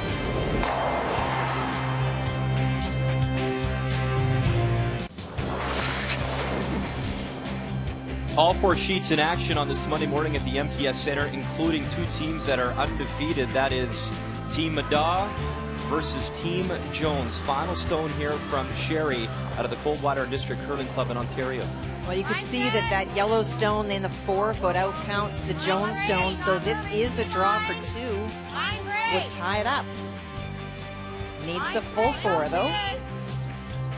Joanne Rizzo in the house, Lee Merklander, Lee Armstrong on the brush. Mine's great. And looks to be some very nice weight here from Sherry Madaw as she will find the Tim Hortons pin. So there is 2, and a real good game between 2 teams with 1-0 records. They're tied up at 3 after 5. Meantime, we go to 2 teams searching for their first win. Chelsea Carey with the Red Stones. She has one buried there in the Tim Hortons button back 4. Final stone here on the way from Heather Nedowin. Yep. Yep. Hard. Gotta make the big roll. Hard. Pull it back. It's 1 trying the double. And she'll push it far enough. Now, is it for 1 or for 2? It's just for 1. Had the chance for 3 there if she hit it thin enough. Just over curled a little bit, but still got the point. So a single point there. Heather Nedowin leading Chelsea Carey 3-2 after 5.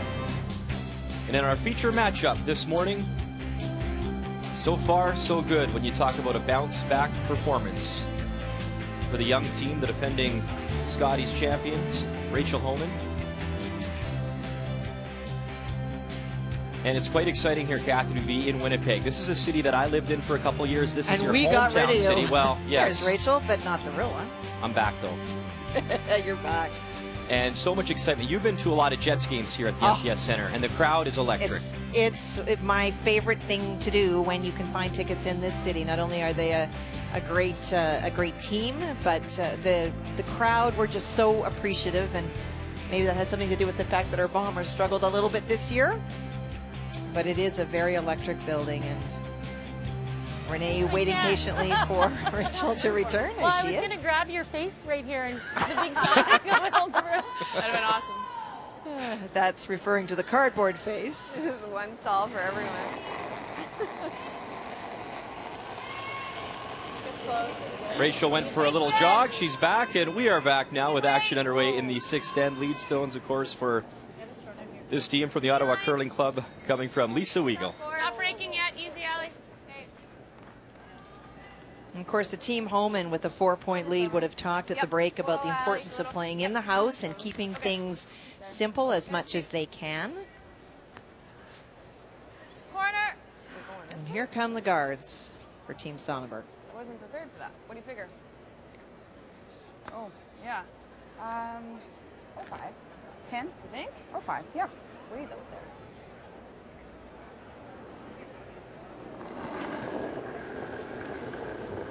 Rona Pasica with solid numbers so far this morning. I heard Kevin Martin make an interesting statement about numbers and percentages, and he felt that as long as your team were around those high 80s, early 90s by Tuesday or Wednesday, you were going to have a shot. Agree? Yeah, you know, and I think that what they don't tell you the entire story, but they do tell you trends, and the trends that they will tell you as we watch this one slide in, so that's not going to help her percentages, I'll tell you. You know, what they do is they show you the sense that your player, if you're shooting in the high 80s, low 90s, is making most of their shots. If you have a team that makes most of your shots, you're going to win most of your games, or you're going to be in close games, and then really it comes down to a bit of a break your way or a great shot from the other team. It also does speak volumes to what Rachel said. You could see in the, I really enjoyed when you were asking her about the ice, you know, you're confident, and I didn't get that impression that she still feels like she's got a tiger hold on what this ice will do. They do find it still a little bit tricky, and so that is also going to be the difference out here, are the skips and the thirds that are able to map the ice the best and figure out where to put the broom for the weight that they're going to ask their players to throw. Interesting, too, at the Scotties, you're playing, what, 10, 11 games? 11 games you're playing. So if you start off maybe 1 in 3 or 1 in 4, you still have the outside shot of coming back and making the playoffs. Here, it's a much different story. You have to find a way to read that ice and get a handle on it as quick as you can. Fewer teams, only 3 qualify. That's a huge difference, both ends. Really curling. Go, go, go. That's good, that's good. Okay.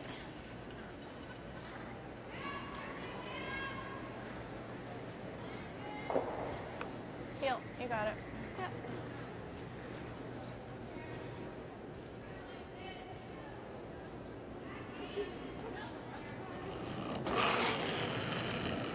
Heel. No, no, no. No, off, off. It's amazing, too, Kathy, how much your lives will change after winning a Brier or a Scotties. And talking to Brad Jacobs about, since their Brier win, a lot more people coming up for pictures and autographs, and a lot more people coming up and chatting with them. Same goes with this Scotties championship team as well.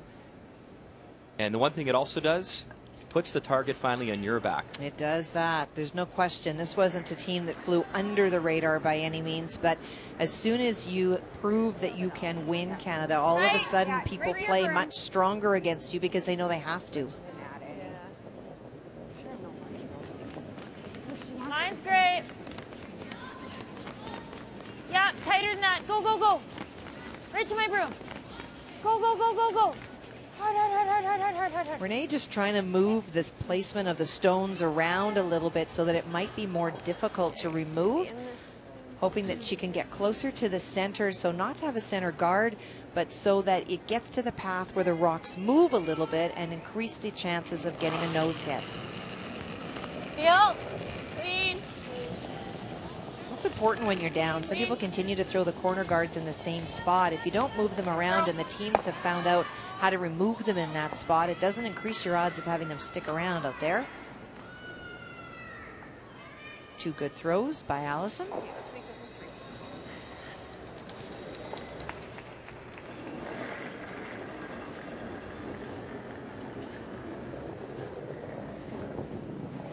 We're a little wider out. We chatted, Kathy, Wait, though. at the beginning of the broadcast and before this end, just about big. Winnipeg and the excitement of the city. And obviously, the city is represented very well when it comes to players competing here. You living here, how much excitement was there building up in the weeks upcoming to this event? Tons. You know what? I know that that was actually a concern for the 2 women's teams, the 2 men's teams that were in this from Manitoba, because of all of the requests by the media to come and talk to them, to do special events, to do features on them. And, you know, it's a blessing and a curse. On one hand, you know, what folks are saying is that we believe that you can actually win this and we want to be a part of it. But it's really hard for those teams to say no because they live here, and balancing it. It's been on TV. It's been on every billboard. It's been talked about on the radio nonstop. It's been a lot of hype and a lot of excitement. And so I think that what some of the teams did is a news conference last week where they said essentially, please excuse us, but from here on in, we're just going to curl. We're not going Right. to do things for you. And they weren't trying to be disrespectful. They were just trying to do what they've been preparing to do. Reed Carruthers brought up a good point as well on Jeff Stoughton's team, of course, saying they actually were staying at a different hotel room. They are. To be closer to the rink. And he brings up a good point. A guy like Jeff Stoughton is so popular in this city, and if you're walking to the rink, you're going to have autographs and pictures. And if you know Jeff, as we do, he's such a nice guy, and he's so accommodating. Even at the opening ceremonies, he went out and took a photo of his junior star, which is really cool. But I guess you played in big events. Limiting those distractions is important. It's very important.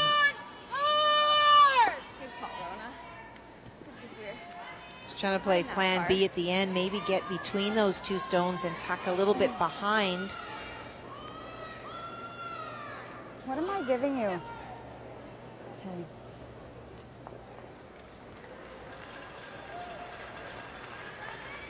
Just trying to figure out the split time so that she understands why her stones are going where they are. Yep. Clean.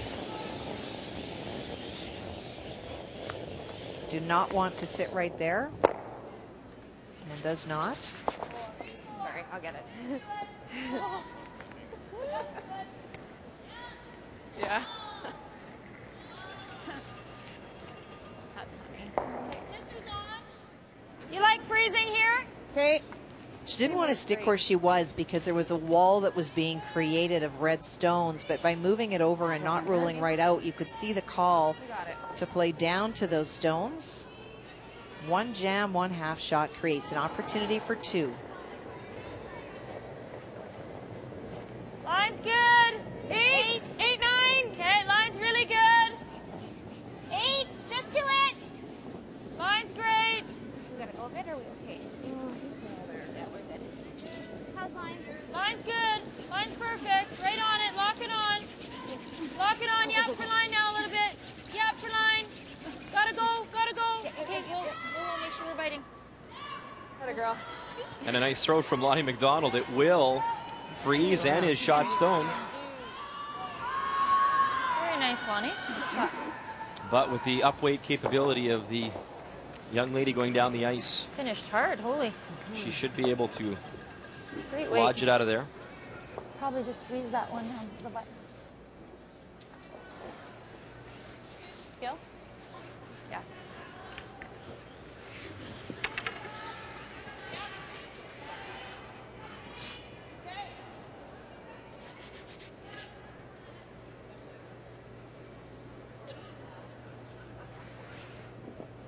Okay, let's go.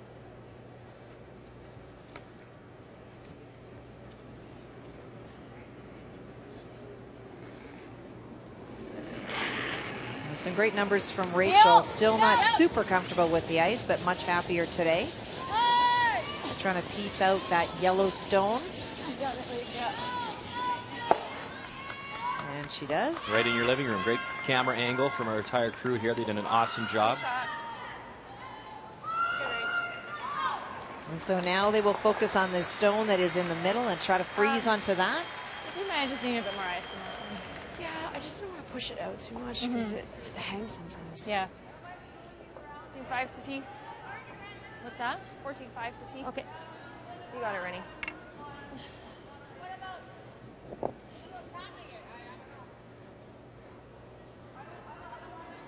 Just a smidge more. I like that.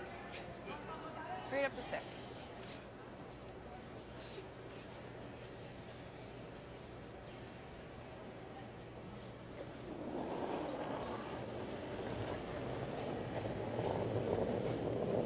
This will curl and take the weight off. Line's, we have for line. Yep, for line. 6. Okay, line's really good. 6, 7. Line's really good. Really good. 5, 6. Yeah, it's over curling. Right to it. Right to Coming it. down hard. Okay. Whoa. That's good. That's fine. Well, they called 6-7 out of her hand, which would have suggested that it had a lot more weight. We've heard a lot of talk today about rocks coming down hard, dying pretty fast. Wow. Yeah, I was all there. Thought I was all there. I was a little in on you. Like I didn't get quite out there. Well, I guess. Yeah. That's what I mean. A little soft so it curls more and takes the weight off, Yeah. right? Yeah. positive. It'll come back. Okay. Normal weight. I end up throwing up normal.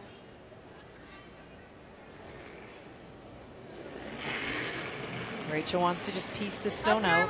Oh, no. Homan's final stone here in 6. Stay with it on the side, Liz. And she'll make the yellow go away. And 10. Yep. you blank, you take your 1 here, Kathy? I think most people would blank. I'm not sure 100% if she's playing the blank. You still, or you're only down 4. You need to create an opportunity for a deuce. Yeah. Didn't move. No. Still have quite a few ends left. Way more than that one, though. I wasn't quite peel. Just taking up normal. Half normal. Okay, you're in. Case easy 10. You got.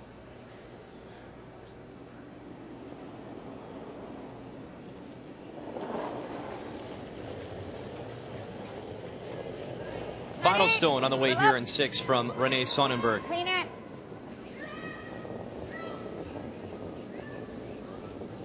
Well, she's taking 1.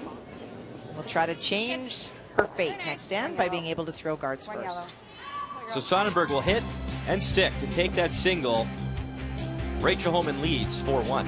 We're back after this. Since 1992, it's really been the focus for me. That's just the way it is. It was so much fun then, and then in 2002 in Salt Lake and then Vancouver, and just love to get to 1 more, but I know there's 7 other teams that definitely don't want to see that happen. This is the one thing that's remaining. I mean, people have asked before if it would mean more or less if you don't get it, and I said, of course it's going to mean a lot if I get it, but it's not going to be the end of the world if I don't. This is my last shot, and we're going to give it our all.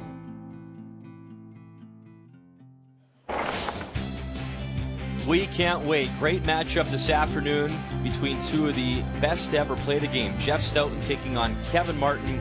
You can watch that this afternoon at 2:30 p.m. Eastern Time with Vic, Linda, and Russ. Of course, Kevin Martin, a new-look team, as Dave Nedwin has now joined him.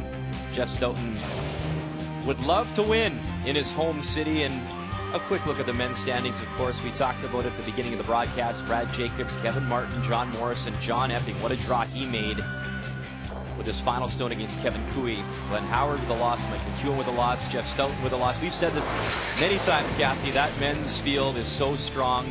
It'll be an interesting week. In the meantime, let's update you now to this morning's action, women's action. And both these teams undefeated. Final stone on the way from Jennifer Jones, drawing against 1 Yellowstone in the house, courtesy Sherry Madonna. Well, and very similar shot to the first one that Jennifer had. This end was facing a couple, made a very nice draw. Sherry Madoff followed her down, and so that is the force. Trying to get to full 8 foot for the single. It's been a very close game thus far. This one certainly showing some curl, and it would be good enough for the single. So that's 1 point for Jennifer Jones, and she leads 4-3 after 6 ends. And this is where we will remain. Our feature match to begin this morning was Rachel Homan taking on Renee Sonnenberg. It is Homan in control, leading 4-1 in that one. We'll obviously keep you up to date on that matchup and all the matchups this morning. We move now our attention to Jones versus Madaw.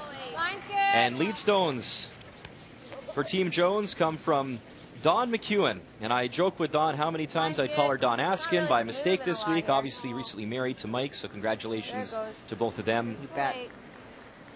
And just one of many dynamics of the couples here that we've seen at this year's Tim Hortons Lord of the Rings.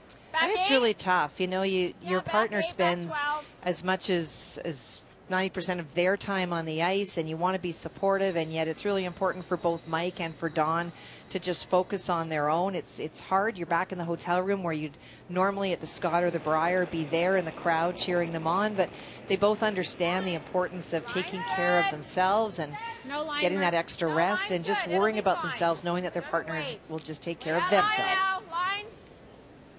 Lead stones for Sherry Madaw from Lee Armstrong. And of course, Sherry and Wayne are both here. Jennifer and Brett. I mean, the list is quite endless, but what it really does say is that these people have a great support network, because nobody understands better what you're going through than somebody who's going through it themselves. And a funny story with Heather and Dave Netta, when I was talking to Heather how much they'd actually see each other throughout this week, and they said they'd kind of do their own things and maybe watch on TV if they had a chance, and then it turns out in the hotel they have rooms right across from each other anyways, so it was kind of funny. Whoa! Clean. Go off, off, off. Whoa. Good, John. Great. Nice touch. Like the same thing? Same thing? Same thing. Or you can put up a corner. I like the same thing. Or a corner. Same thing. Okay. Very different style. Sherry Middaugh very much more conservative than Jennifer. Sherry did win the last rock advantage by the draw to the button. The first couple ends blanked. That would be her comfort zone. Jennifer's happy to go right after you right away, although I did notice that she was hitting stones in the 4-foot earlier this morning. Again, a testament to the fact that this is the first morning draw. Teams still making sure that they understand what the ice will do first thing in the morning. Easy line. Whoa. Okay. Sorry, we didn't have to go for line then. Sorry. That's great. Nice shot. Good. Right on the nose. Sherry Middaugh without last rock. You might be wondering why she wouldn't have been sweeping that stone out. She's very content to leave those ones at the back of the house. One is actually out of the house but still in play. Those are catchers for her. Stones that she can always freeze to later. Off, off, off. Long-time second for Jennifer Jones. Jill Officer. Any? Okay.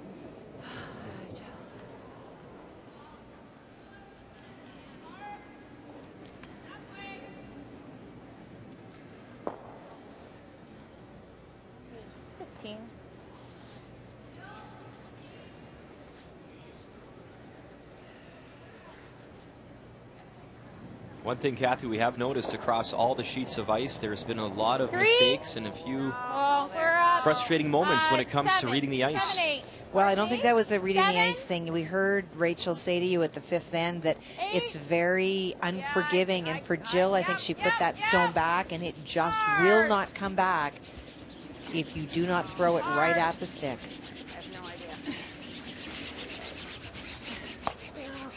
Well, in case you're wondering, this was not the call. The intent was to throw a corner guard in front of that stone to protect it for the end, and then you would expect Sherry to draw for the second point. But with that sliding in, Jennifer looking at how to get rid of both.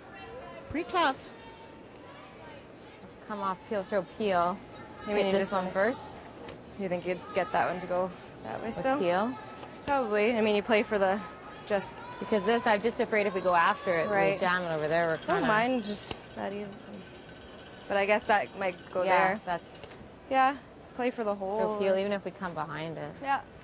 Peel!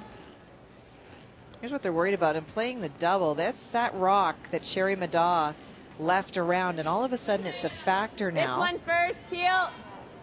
If you just if you just hit the other one first, that's fine. But we're just hitting that one on that's on the broom or on the rock. So they really want to make sure they get rid of one and not create the jam. If they're able to roll right in front of the other stone in the house, it creates a problem for Sherry. Yeah. Whoa.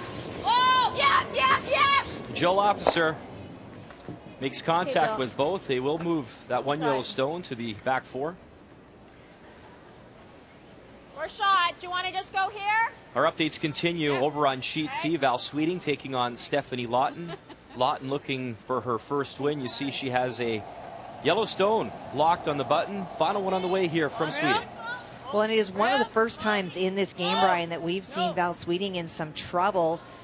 It has been all Sweeting really forcing the Lawton team. Held back a bit. 7. Weight's good. Close.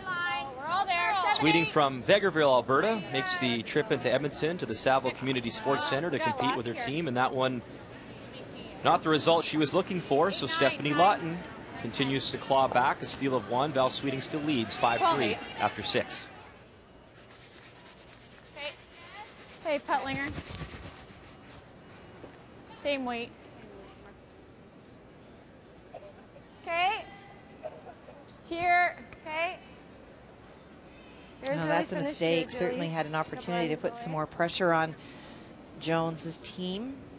Sliding deep allows Caitlin an opportunity to hit and lie two.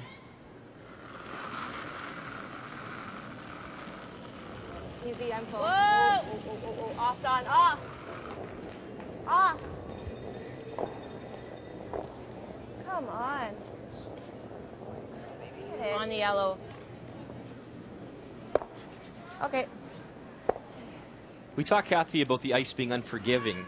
Does there come a point, though, that maybe you have to adjust what you're doing with the broom, or is it just a matter of your players trusting that broom and making sure they hit it properly? It's pretty basic without being brutal. She said right out of her hand, I was full, and she did not overthrow that by a ton, but the broom, for the weight that she was looking for, was in the right spot, but she was wide. You have to be able to hit the stick. Nice. Mine's good. Nice. 5. Mine's good. Back 8. Easy, lots of room.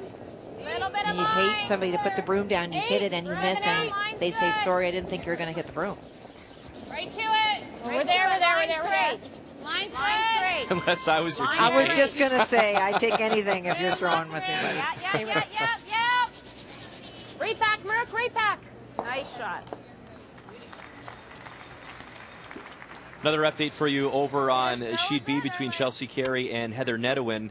And wow, you see Heather Nedewin has one locked in there. And for Chelsea Carey, unless she had Ron Burgundy with that telestrator and that hook shot, it's going to be very tough to curl that one in there. Well, I'm almost thinking we're starting to call everything the Epping after the great shot that he made last night, but she really does need to do essentially the same thing. Come around the outside, expect the finish, and throw absolutely perfect weight to get right to the Tim Hortons. Okay, nice throw. That one really needed to curl a long way and grab that weight. It's not to be, so. Yeah. Heather Nedewin now a 4-2 lead after 6. Both those teams looking for win number 1 here in Winnipeg.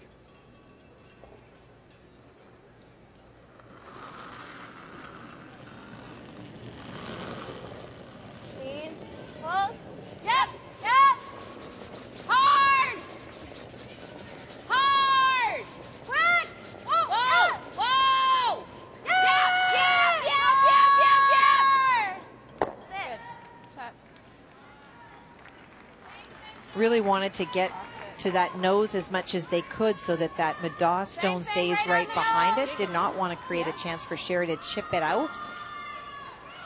This is good too. Right on the nose.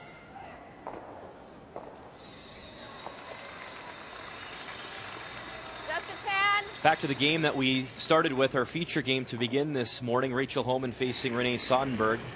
Rachel with a 4-1 lead. Her final stone on the way, and it looks like Sonnenberg has a yellow one buried, but it could be a tap for 3, I believe, Kathy. You got that right. It is for sure. It is that in-between weight that we saw Renee struggle with. For Rachel, needs to get by the guard and then have it finish. By the guard, no problem, but needs to finish up. How much can she move that yellow stone? And not enough. So a steal of 1 for Renee Sonnenberg. And it's a 2-point game after 7. Side, I think. We're first and third. Yeah.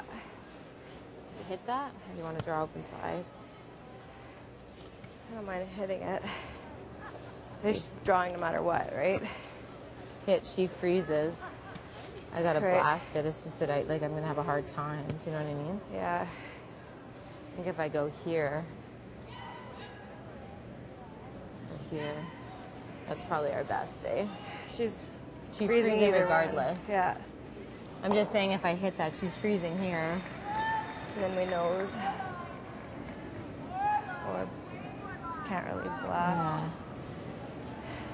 Yeah. Like rolling out doesn't do us a whole lot of good, so. What do you guys like? Do you like hitting this, or do you like going here?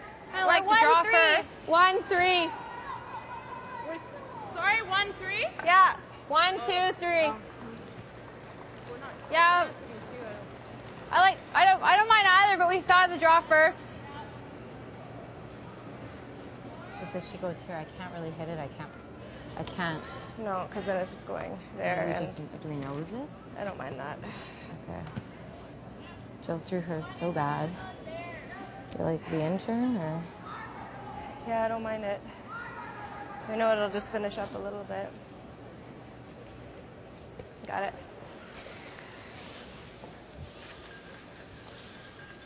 So a great discussion for Jennifer. Her concern is that if she plays this hit, there are all of these stones that are at the back of the house. And so for Sherry Middaugh, very easy to come down and freeze, and all of a sudden Jennifer's chasing. And because all those stones are at the back of the house, any chance to blast, she's afraid that it's going to jam on other stones. So they talked about playing the draw over here to lie 2, hoping that that might force Sherry Middaugh to think about going after a stone in front of the tee line.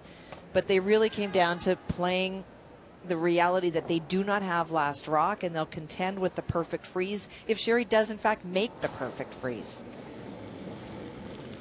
9, 9.5. Oh, clean. Yep. Yep. Yep. Whoa. Oh. No. Jennifer Jones. No.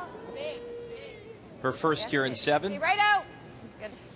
And she'll make that yellow stone go away. And Jennifer very excited this week, Kathy, for a number of reasons. Number 1, obviously, the trials in her home city, and number 2, she told us that her first child, Isabella, took her first steps, and she got to watch that happen, which is very awesome. cool. Come down it there. I thought I'd have to throw a little bit more weight. Yeah, it didn't. We're expecting a slider now next week. Sorry. And it didn't finish. No, just stayed right there the whole 9? way. 9-1, yeah. Sorry. Oh, it's okay. You can play the double, but it's a pretty tough double. Yeah. And here's the call that Jennifer and Caitlin talked about, knowing that she would play. Okay. Hey, Sherry. Hot on. Hot on. Okay, right to it. You got it. Sherry Middaugh, lots of experience on the ice for Scotty's appearances.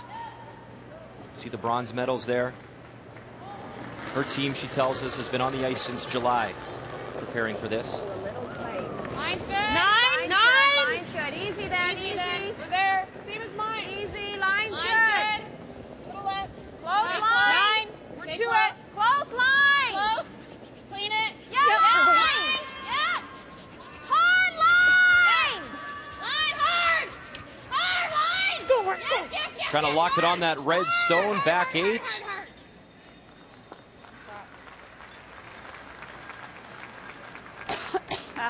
Great weight, just I was finished just a that little bit much harder.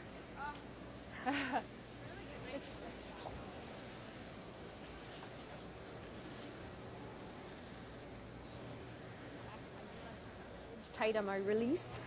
We're calling a 9-10, then I was worried though. Oh, I know, I know. I didn't want them to jump it. And there's the Worked out communication. great. The sweeper's giving their best information. They Trying were to nose calling it. 9 or 10, which is right at the back of the house. And so for Joanne in the house, doesn't want to jump all over that. It's still a very good shot, but they're looking for perfect.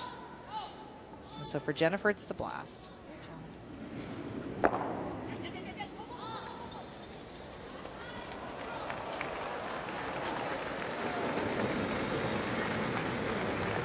Oh. Yep. Yep. Yeah. Hard.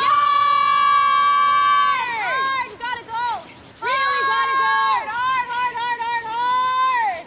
Really hard. There's the jam, and there's a opportunity now for possibly 3 for Sherry Middaugh. Not only did Jennifer not get to the nose and stick there, but that roll over created the opportunity. The biggest thing here is to watch where the roll goes. I'm going this way. So Even if Jennifer stopped there, that double's really tough, but good heads up sweeping by Joanne Rizzo. Nose hit for 3. What'd you get? 10-7. That's the, under through it. Shoot. Oh my God. 10, a bit broom side.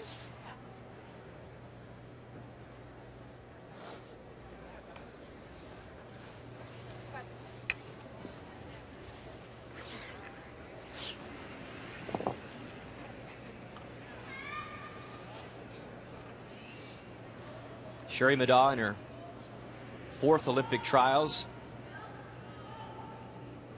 taking on one of the favorites. Final stone here in 7, and a chance to score a big 3. Go then. Yes. Yes. Right out of her hands. Lee Merklinger, Lee Armstrong, they haven't stopped. Trying to hold that rock, get the three, catch the back one. Yes, they do. What an end for Sherry Maddaugh. I think Sherry screamed that into the ditch there to keep it straight. Great crushing. We're at the trials, whatever it takes. A big three for Team Maddaugh. More action from the MTS Center after this.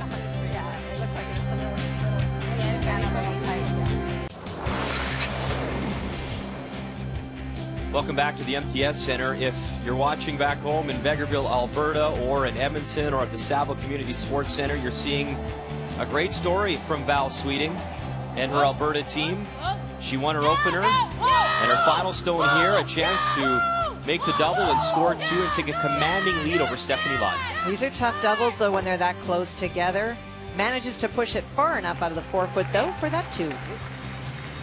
And a commanding 7-3 lead. So Val Sweeting with a chance to go 2-0 early at these trials in Winnipeg. And back to our feature matchup between Sherry Maddaugh and Jennifer Jones, and it was a mistake from Jennifer that allowed Sherry Maddaugh to make the double, score her three, and now she leads the hometown favorite 6-4 with lead stones underway here in 8.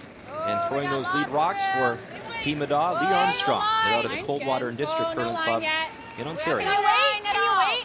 No line. Now for Jennifer, will be disappointed on that last throw. You heard the discussion with Caitlin, just underthrown a little bit. That's why it had that movement and finished on the other side. And just a combination of not only underthrowing it a little bit, but where that roll wound up gave Sherry that chance for three, which she took advantage of. But down two, we'll be looking to generate the deuce, and nobody plays more confident with lots of rocks in play than Jennifer and her team. It is a real mindset. You have to be comfortable with a lot of rocks in play. They certainly are. Really going. We're going to be way over here. Really going, guys. Really, really curling. Trying to generate two corner guards with Dawn stones. Yep. Good, Dawn. That's good. That's good. That's good. Good. We could see the other rock. Okay, Mark. You got this.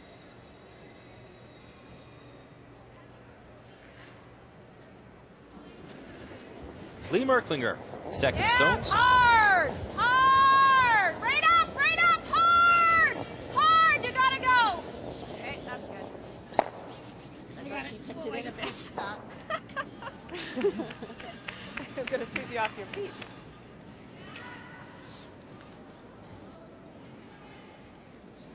Halfway, Jilly. Successfully removes corner guard. As we see Jennifer holding the broom there for Jill Officer. Jennifer, another one of those Vancouver connections. She went to the Olympics as well, but she went as a reporter. She did. She said to us, joined the dark side and worked with the media over there and had a great experience and a great time with it. I think the Vancouver Olympics were really great for anyone who was there. If you, I think any curler or any athlete in any sport always says they want to go to the Olympics, but the Olympics in Vancouver in our own country, if that didn't give you tingles down your spine every time you walked in, I mean, it was the most amazing experience I've ever had. From what I remember, it was fantastic. I'll coach you through it.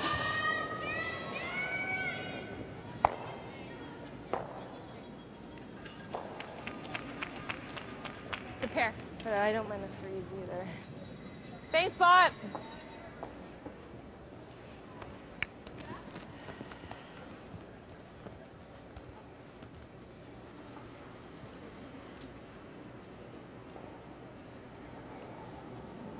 Continue to throw a couple of more corner guards. They do have stones in the house that they can manipulate, but Jennifer trying to find a way to maybe get a beak on one of these guards first of all as an option.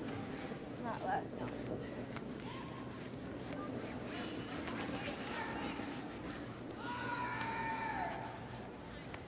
Good. Jill, release it clean. Atta girl.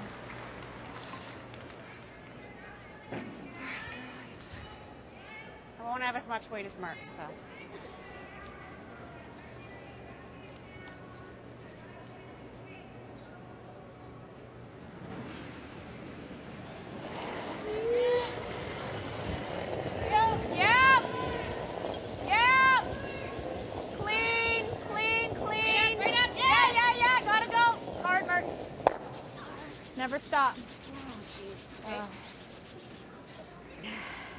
Well, and there's the opportunity.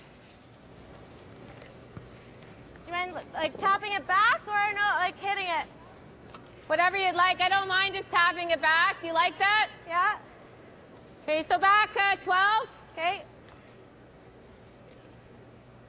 That does two things. One, you don't want to roll out for sure. And for Caitlin, if she taps it back, she may be able to roll behind the corner guard. That's one objective met. And by tapping it back, remember what happened last end when there were stones grouped at the back of the house. Those also create opportunities for you. Off. Gonna cross. Should. Weight's good. Weight's Right good. off. Right off. Yep, yep, yep. Shooter. Yep. Hard, Jill. Go, go, go, go, go, go. Good. Good shot. Didn't curl as much as they had hoped, but that stone being tapped behind the corner guard is in a great spot for Team Jones to utilize later. That was plan B, right, Kathy? Absolutely. She wanted to roll behind that to guard. get a little bit over. Yeah. It's a great option, though. Really great weight by Caitlin to tap it to the back 12.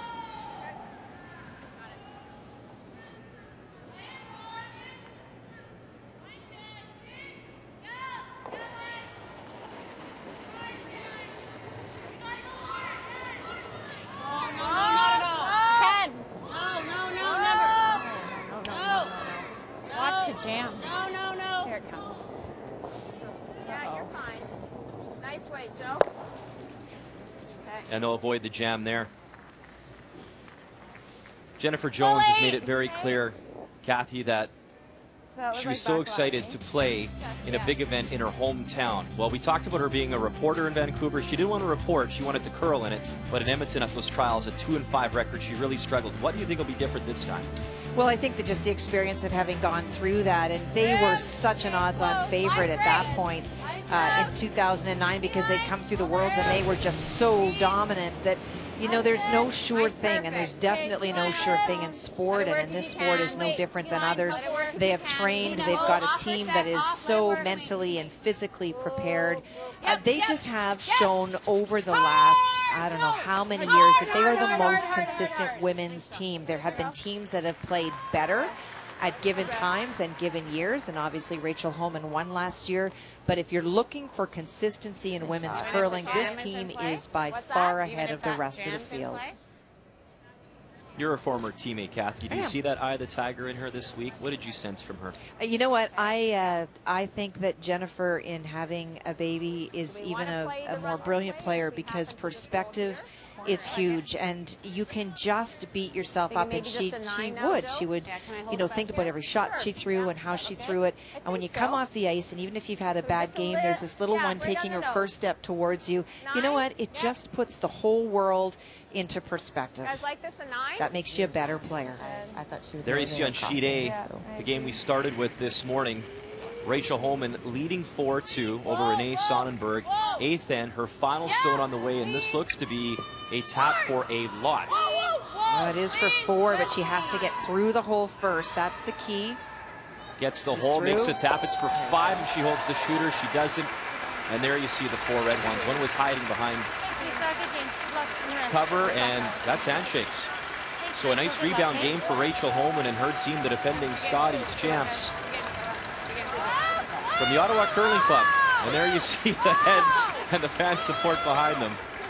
They'll be a team to watch for sure as they rebound. Renee Sonnenberg falls to 1-1. Hard, Joe! Get it out! Get it out!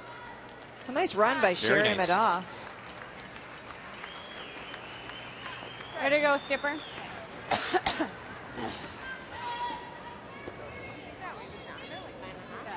I think we do. Okay, she'll throw the guard. Possibly. She's got to be perfect with it. Okay.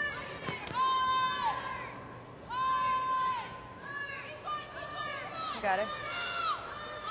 Well, Kathy, we didn't start with this game, but we'll have a peek at the skips numbers to this point. Well, they're both very strong. Look at the draws by both Sherry and Jennifer. When we first came to this game, Jennifer was making a big draw. She had made one on her first. Sherry had followed her down. Some great numbers. Obviously not as much on the hits, but Jennifer would have been penalized pretty highly for that last throw that she made when she came across and allowed the double. Some good numbers, but Sherry Middaugh, we talked about her working hard at this game, and the results are showing so far. Sherry has the edge in percentage and in score, and player comparisons are brought to you by Capital One. What's in your wallet? So those great numbers. For Jennifer's coming back down, having a rethought. We're almost half. That? I think we almost have to, don't we? Yeah. Like we have lots. We can still roll above the tee. Too. Yeah. I think so. So they probably will just Guard, guard. I would. Yeah. And then we might give up a steal. Like if they put Yeah. a guard, I've got no draw. Yeah. And now I'm getting 10. Yep.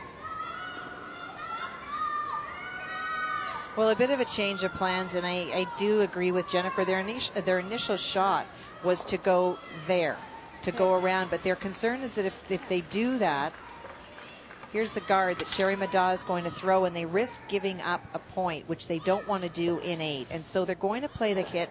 Their objective to roll behind those corner guards. At least that stone is out of the 4-foot. No matter what, Jennifer wants to ensure that she has a shot for the point here in 8. Does not want to give up a steal.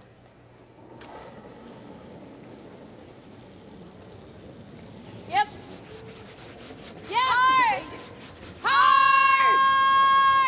Right to it. Hard. Hard. Hard. Hard. Hard. Good. Okay. We'll do your 10, right? Yeah. Here. I throw it okay at you? I thought you threw it really good. Gets a removal, but not the roll, so wide open for Sherry Middaugh. Sorry. Surprised by that. Thought they were going to hold that one. Mm-hmm. Quiet? 9-7. Okay, yeah, I was going to say, I thought I was trying to be aggressive with it, just roll it flatter. Nose is fine. If we get a slight roll your way, Merck. 10. You got it. Sherry was asked if her and Wayne ever sit at the dinner table or chat about possibly being two people going to the Olympics, and do you dream about that, and do you discuss that? And they actually said, well, our kids talk about us going to Russia more than we do, per se, but it's interesting. As much as you don't want to get ahead of yourself, how can you not sit around with the person in your life and chat about what could be? Well, and that is your hope and dream for both Wayne and Sherry this week. No question about that. Sherry, with her Okay, final skipper. stone here in 8, will force Jennifer to her single. You got it. Joe must have done something to hers. Yeah. Still a little confused why it curled That as didn't much. react like yours at all. Was I a little tight? No, Or we just iced tight? really well. Okay. I thought you threw it great. And I was getting ready to make sure that their brooms were down, and then it just kind of jumped. Yeah. I didn't time it. Well, we crossed center on that one where yours didn't, right? Yeah. Yeah, the rock was So- kind of right on center, right? Yeah. Yeah, I would say Good, taking a bit regardless. more. Yeah. Again, you continue to hear the teams charting the ice.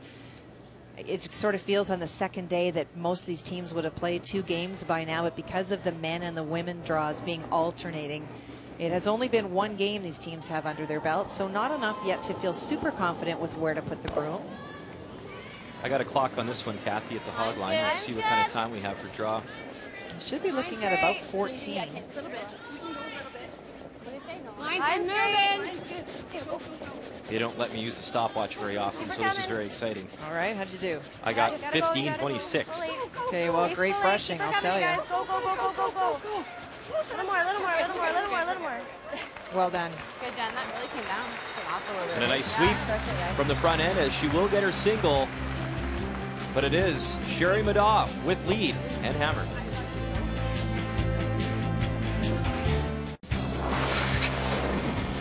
Welcome back to our continuing coverage of the 2013 Roar of the Rings here in Winnipeg, Manitoba. An update on the game between Val Sweeting from Alberta and Stephanie Lawton from Saskatchewan. Stephanie trying to claw her way back, her final stone. Yeah, it's been very much an all-Sweeting game, and Stephanie's had some really tough shots. This one a more relatively easy, certainly compared to what we have seen her have to play. And she's got the chance for the deuce. Nice quiet wait, and she'll make the tap, and there are the 2 yellows that count. So 2 for Stephanie Lawton, and she trails 7-5 now. After 8 of her sweeting, we'll have the hammer back. Meantime, that is a situation for Chelsea Carey out of the Fort Rouge Curling Club in Winnipeg. She's looking for win number 1 as well here in Winnipeg, playing the hit to try score her single.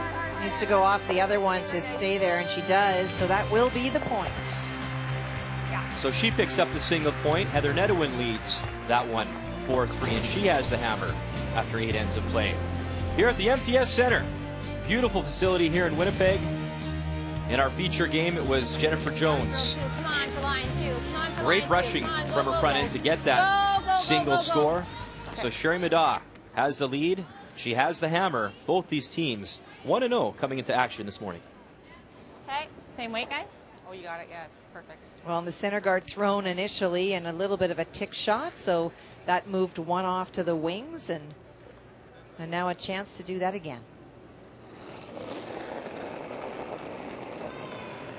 Whoa, Get on this more. one, Get whoa! more. Not the same. Whoa! Close! Yes! Yes! Hard! Whoa, Sherry! Whoa! Whoa, Sherry! Clean! Clean! No! Yep, yep, yep! No! Whoa, whoa, Stop! whoa! Great shooting, Lee. Well done. Well, 2 very good shots by Lee. Gets those stones off the center line. Halfway to like halfway.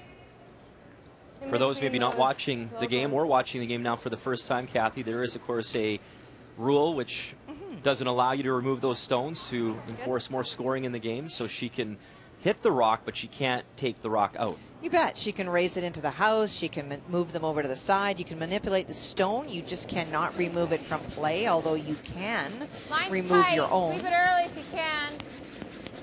So Lee doing a very good job of moving both of those stones thrown by Dawn It's over and McEwen up. off of the center line. Okay, Jill. Good.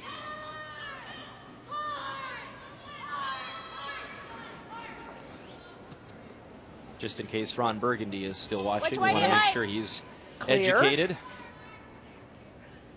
I like the end. Do you like the end? Like the end? Okay.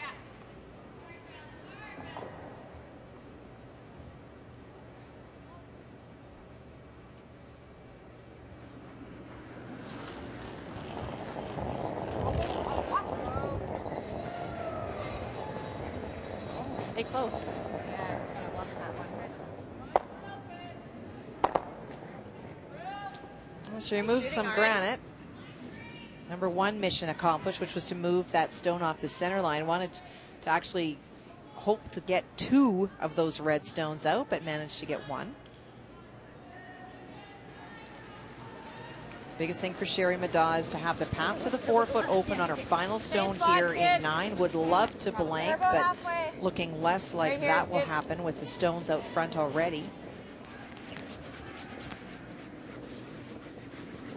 That's good. That's good. That's good. Good. Good job. Caitlin. Same, you can go the other way. Same. Is that okay? Yep. Give you a little less ice.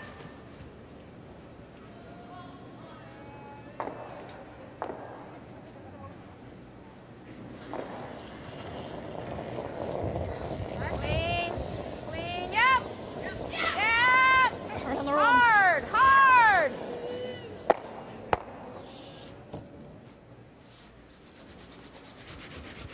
Okay. Well, successfully removes, but that was the challenge of going across and curling as much as it did as it jammed the red stone into the house. Jennifer will continue to throw a center guard. A lot of stuff.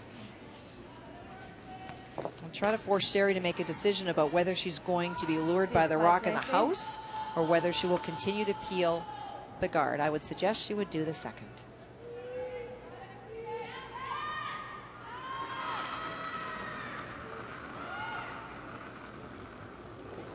Line's good. Okay, it's halfway on its own. A little deeper. Roll then. Go there.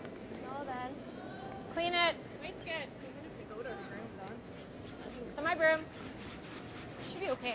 Slide. my broom. Yeah, I think you gotta go. Okay, good. Caitlin.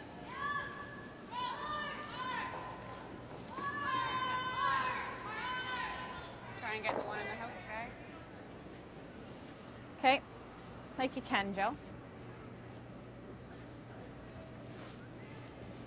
So peeling the center guard, but in the direction that as Joanne hits it, they're hoping to clip the stone in the house on the way by.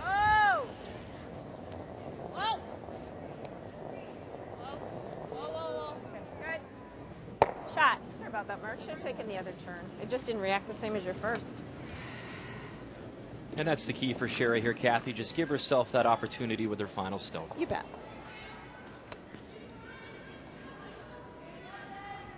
And right now, if that is the situation, Sherry Maddaw will have to outdraw a stone that's in the 8-foot. Whereas if you leave a center guard and go after one in the house, Jennifer would have the opportunity to bury in the 4-foot, and then that becomes a much more difficult shot. Line's good. Yeah. Keep her going. Or less, though. Keep her going. Keep her going. Wait. Okay, we're losing line. That's good. That's good. We talked about Sherry Maddaw and her experience, her 4th Olympic trials in Edmonton. She failed to come out of the pre-trials to get to Edmonton. Back in Halifax, had a very good record at 6-4.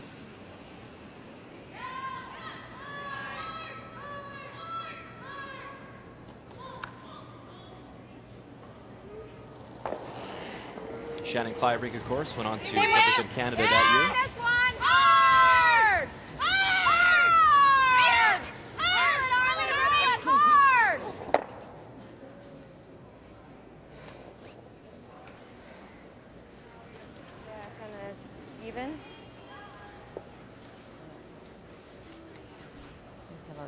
You like it? Yep. I thought you were a little soft on that one. Yes, a little bit, yeah. No, okay. Yep, okay. You got it. Holding up? Yes. I saw those great numbers for both Jennifer and Sherry on their draws. Jen just confirming that the draw weight is the same as it's been.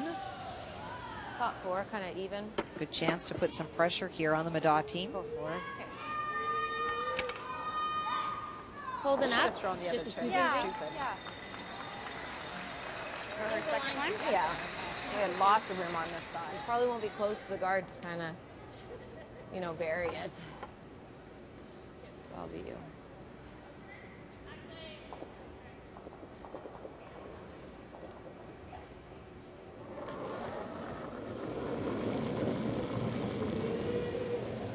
Okay, line's good. You got room. It's close.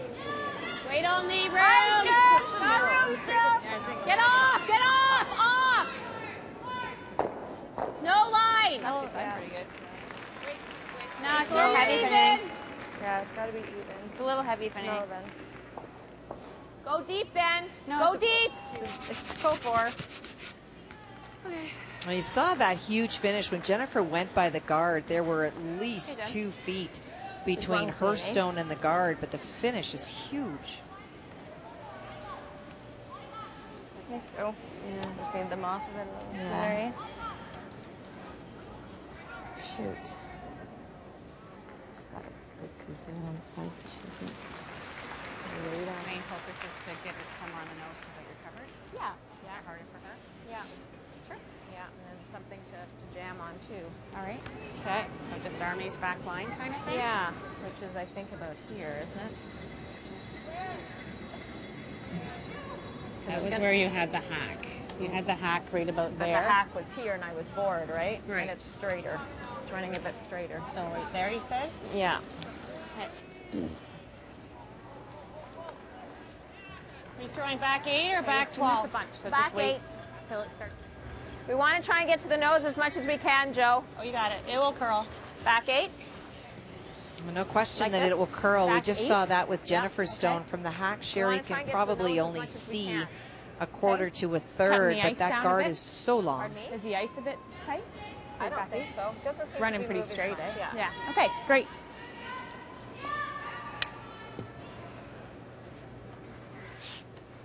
What do you want for back 8? Odd. Pardon me? Odd. Trying to see, Kathy, from here if there is a hole with the out turn. I remember a shot Rachel Homan made at the Scotties last year that we showed in this broadcast. Feels like through a there's tight something port. You like that, Ice Army? Sometimes there's something under it, and sometimes the sliding path you can right in hold front it. of the hack starts Okay. to flatten out with all of the throws during the course of the game, and so it sort of feels like there's something sticking to your stone, and in fact there's not. It's just, it takes a lot of beating during the course of the game. Line's good. 11. Back one. 11. Whoa. 11. Lots of room. Ah! 11. Lots of room. Lots of room. Right You're good. Yeah! Sherry Madaw, her first here in 9. Around the guard, no problem. Can she get to that nose? Yes, she can, and they'll move the red stone back to the back 12 in line 1. 90. I had 13 on that. That works.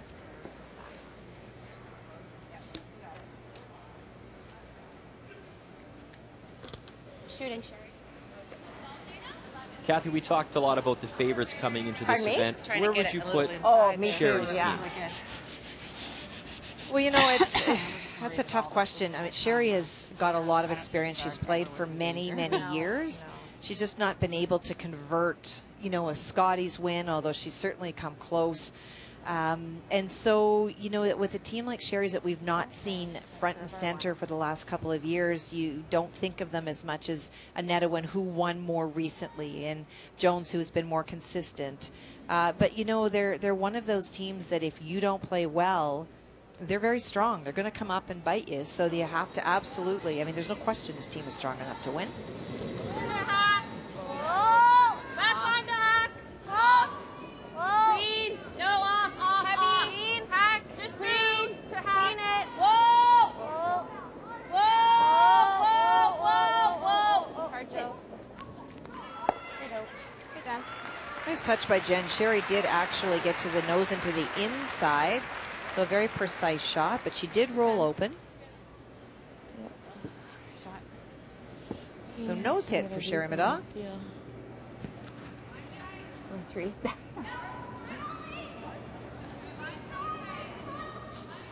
Board weight. Yep.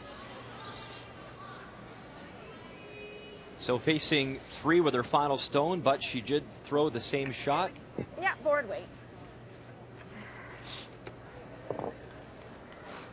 A little more weight this time Take your than time. Kathy. Yeah. Yeah, just a little bit more for sure. Doesn't have to flirt with that guard because of the roll towards the center by Jennifer. There's an open stone. So final stone here in 9. Whoa. Easy. Clean it. Clean it. Clean. Clean. Clean. Yep. Yep. Yes. Right up. Hard. Right up. Hard. Right the nose. Right up though. Stay Clean. on it. And a nice throw from Sherry Madaw. She picks up her single. So Jennifer Jones will have hammer down 2 when we return to the MTS Center.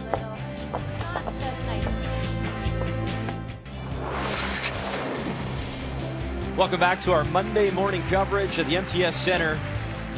This is 9th end action between Team Carey and Team Netawin. Final stone from Heather Netawin on the way. Well, and it looked like from that overhead that it was the yellow stone belonging to Heather Netawin that was shot. Okay, line's okay. And in that case, it is a Line's draw okay. full 4 for the second no, line's point. fine. Line is fine. Okay, line's fine. You can wait on it. 14-2. Whoa, whoa, whoa, whoa. Peters and Mayer on the brush. Don't touch it. And they'll guide this rock in. Come on, sit.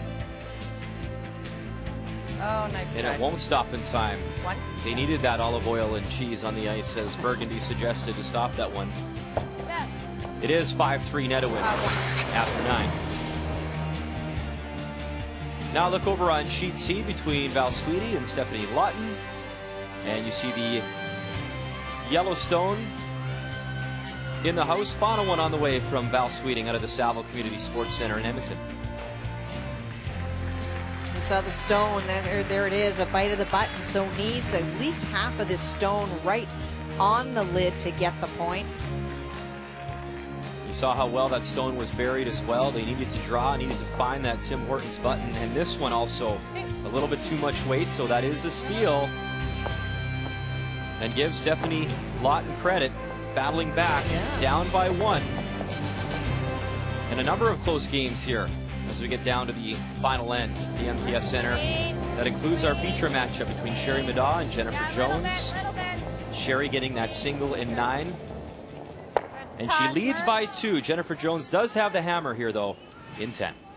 Well, she is, and Jennifer very patient. She was able to score 3, a 2 in this game by playing patient. Again, asking Jill to throw corner guard. And then we'll start to worry about manipulating those stones in the house later. And for Sherry Middaugh, we'll continue to try to remove those corner stones and not allow anything for the Jones team to be able to utilize to score the 2. More than you. Okay. Doesn't look bad. Yeah, we're all there.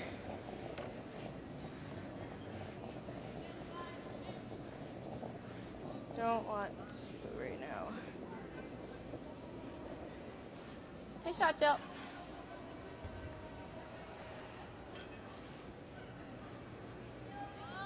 Thing.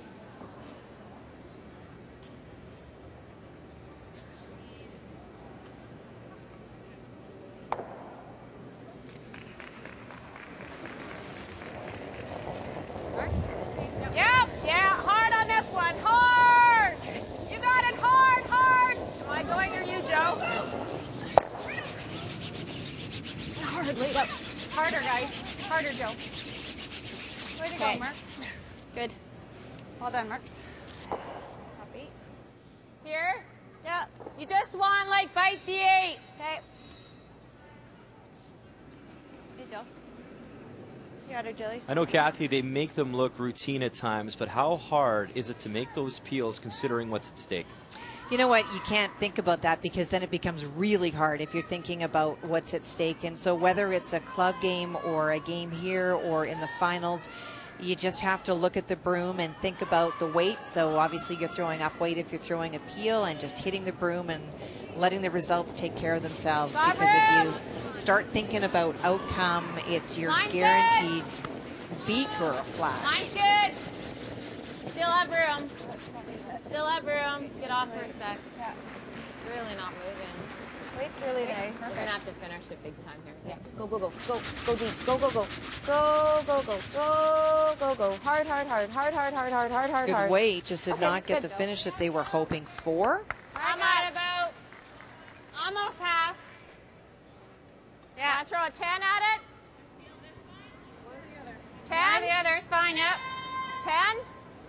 No, 9.5. 10? 10, okay. He knows the ice for 10. Yeah.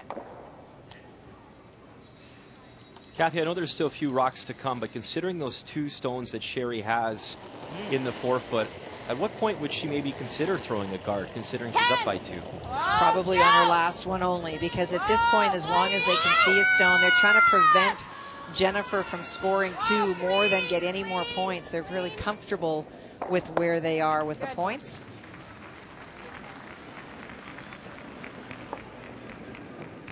Good. Slid really nice still.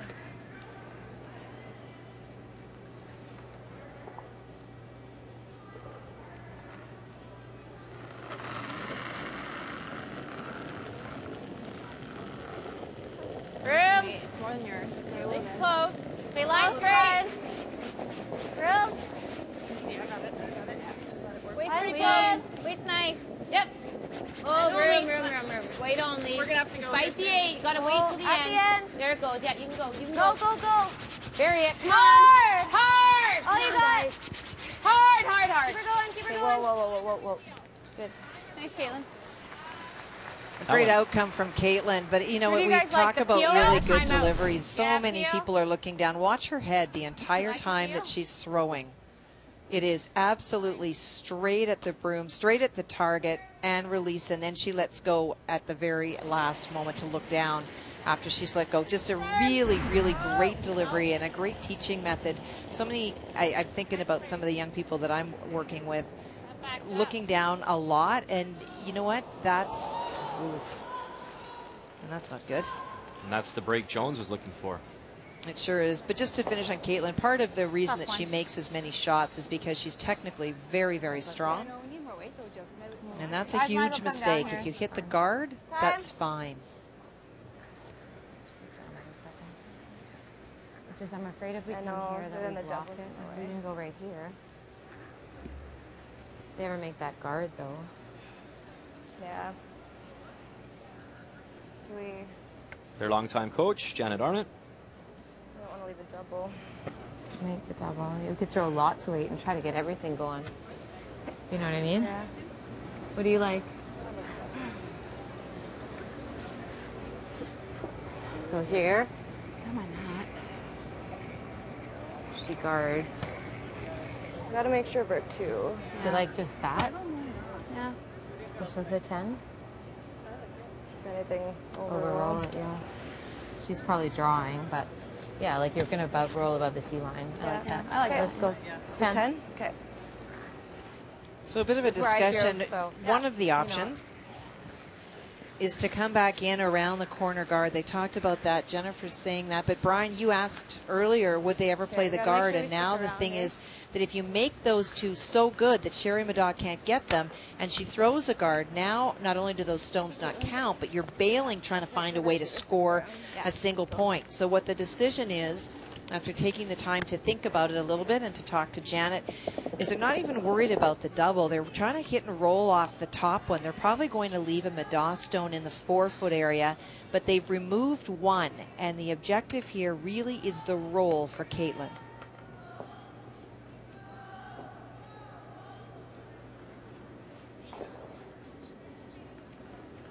Caitlin Laws, a crucial stone for her here in 10. Firm 10. Hold on. Oh! Little bit. Off. Off. Off. Clean. No. Oh! Off. Clean. Oh! Clean. Whoa! No. Sit. Right out. Sit. Sit. Right out. Try. Now we do the peel, or do you put on a guard? We need to decide. Had to stick. She knew Kathy out of her hand, too. She knew she may have either a little too much weight or maybe Yeah. a little outside. I was thinking of the guard. Do you think the I don't think we need the. No, we can't have tight. If they ever hit and roll on a guard. Okay. Where though? In front of her row. I know, but 2. I like a 2.5. As long as it's past the red line. Coach Bob Turcotte. I don't know, Joe. Probably. If she comes around. If Okay. she comes around, then we double guard it. Yeah, it makes them tough to get their deuce. Yeah.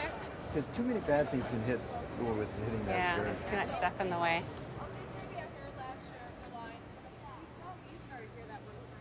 Well, they're concerned with removing the guard, as you can see if they play it with the out turn. There are rocks that they can jam into. If they play it with the in turn, they're concerned because it belongs to Jennifer. They may drive it on their own. And so that is what is pushing this.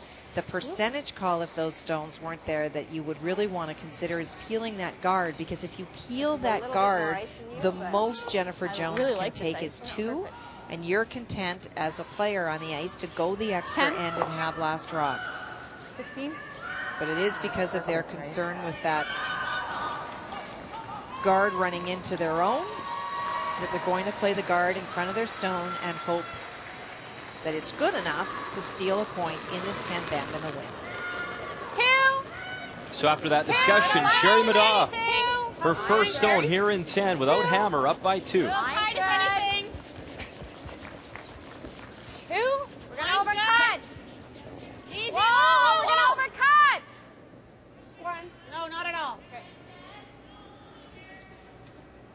Hey, Sherry. Shot. Is that guard good enough, Kath? Nope. Over curled, at least half is exposed.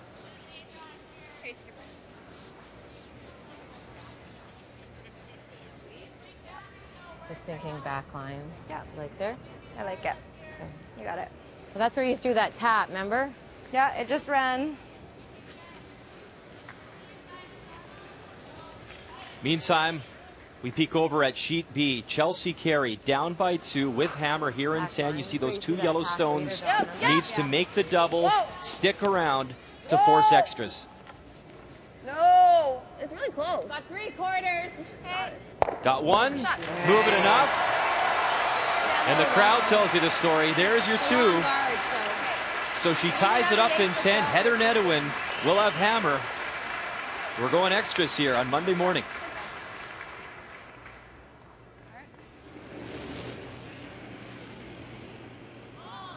Back in our feature game, you saw the long guard by Sherry Madaw. Not in the spot she wanted, and now Jennifer Jones. She's trying to do the same. Score 2 here in 10 and force extras. I think Jennifer, if she's able to get to the inside here, may be able to generate a 3. Needs that big finish. She will hit it basically on the nose. She does lie too.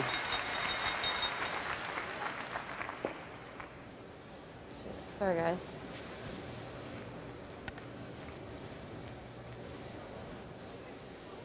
Sorry, Caitlin. No. Just strong.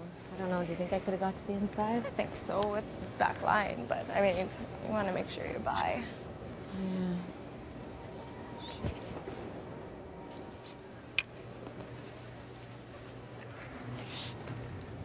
Board weight.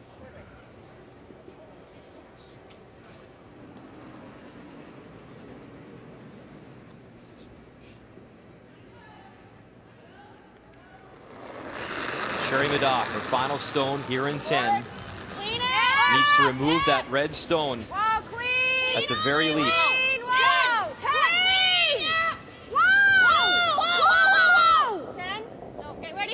She's by the guard. Can she get an inside roll? A little inside roll.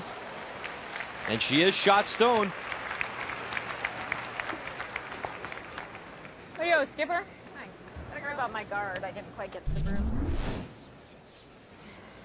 Well, with that kind of weight, that's about as close to the guard as you're going to get. And you see that she does get a little bit of an inside roll. I'm going to go early. I thought I was a smidge tight. So I did too. And then I knew she in-outed it, so I was just being safe. The problem too, Kathy, you get too cute with that shot and wreck on the guard, and then you're in big trouble. So mission accomplished, and the roll certainly a bonus.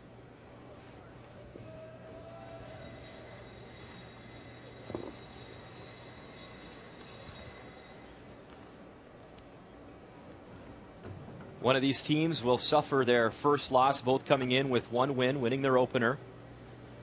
And Jennifer Jones now, final stone here in 10, as she gets set, trying to extend this game, remove that yellow stone, hold the shooter, and force an extra end.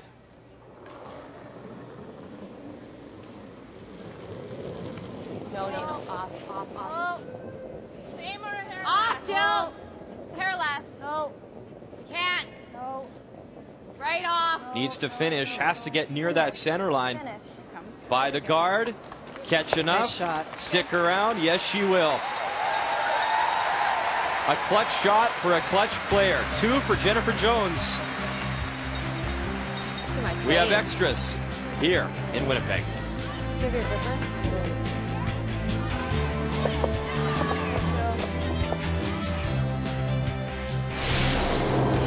The 2013 Tim Hortons Roar of the Rings is brought to you by Tim Hortons. Always fresh, always great tasting coffee.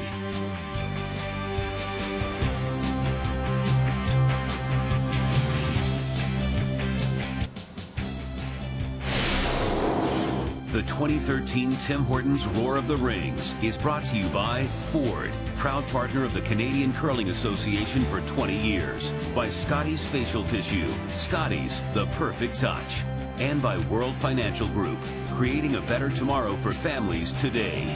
WFG.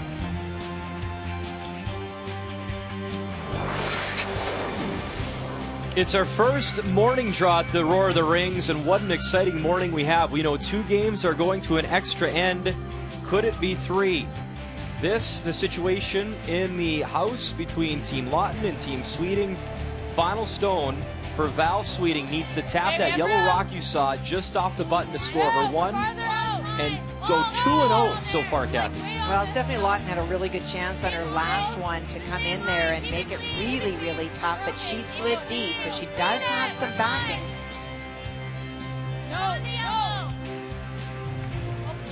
As it comes into the house, taps the yellow stone and stops in time for shot rock. So Val Sweeting, Joanne Courtney, Dana Ferguson, Rochelle Paderny, victorious and 2-0 out of the Sabo Community Sports Center in Edmonton. What a great start for that young woman and her team. They came out of the pre-trials, earned their spot here, and look what we have here. 2-0, top of the table thus far. Jennifer Jones, Sherry Madaw obviously going to extras in our feature game. Rachel Homan bounced back with a victory, and Renee Sonnenberg suffering her first loss as well. So we have 2 games still on the ice here this morning at the MTS Center, both going to extra ends. In our feature matchup, we're all locked up. A beautiful touch shot from Jennifer Jones in 10 to make the hit, keep the shooter, score her deuce. Now it's Sherry Madaw with the hammer, all tied up at 7 in the 11th end here at the MTS Center. Looking for Lee to tick this over, as we saw that she was able to do earlier in this game. Lee Merklinger, Joanne Rizzo on the brush. She made a few of these earlier. Okay, this is just a little tight. Okay. That's good. Yeah. Okay, let's make a good one here, Jilly. Pull 4. Speed should be nice. Sink it.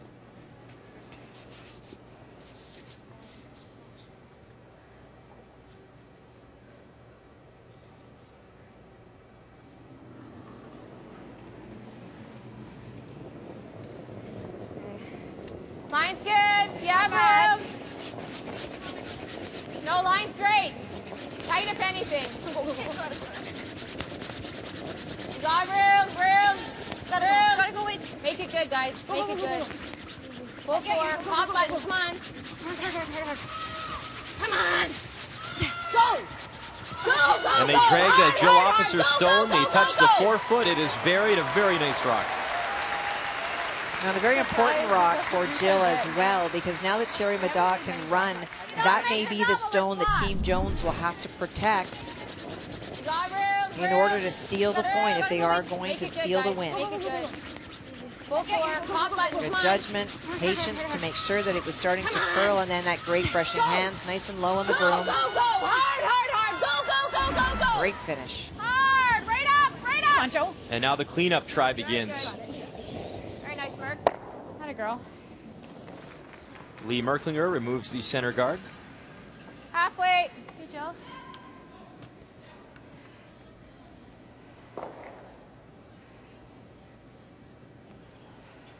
Kathy, I find the dynamics so interesting. It's so hard to explain unless you're in the building, but you really feel a different intensity at this event than you do at a Briar or a Scotties. It's hard to explain, but you just feel it here.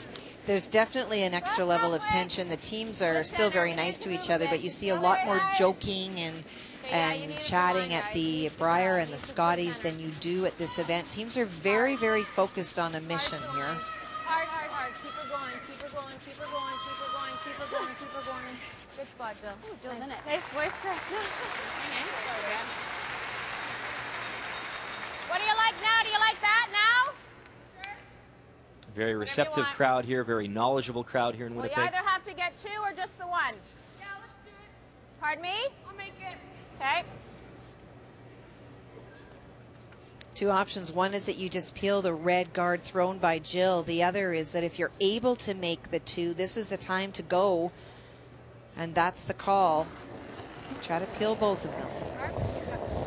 Lee Merklinger, her final stone here in 11. Yes! Hard! The run back, just missing the one in the house. Well, the problem for that is that you've also still left the center guard. You like here, top 12? Okay. Kind of like a tight guard. I just don't want to go there. It just comes in. Okay. Right there. Just misses that one in the house. That was the risk of playing that shot, is that you could leave the center guard if you don't hit it perfectly.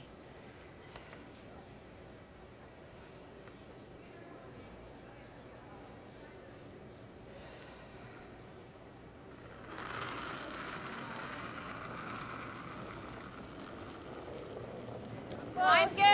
Line's good. Top 12. We got a bit, yeah. Hard line. Waist close. Hard. Yeah, okay, room. Tight. Okay, go. Top 12. Top 12, guys. We're there. Go. Yeah. Okay, over and up. We're going to over curl. Clean, hard, clean, hard, clean, hard, clean. Okay, Caitlin, good. Good.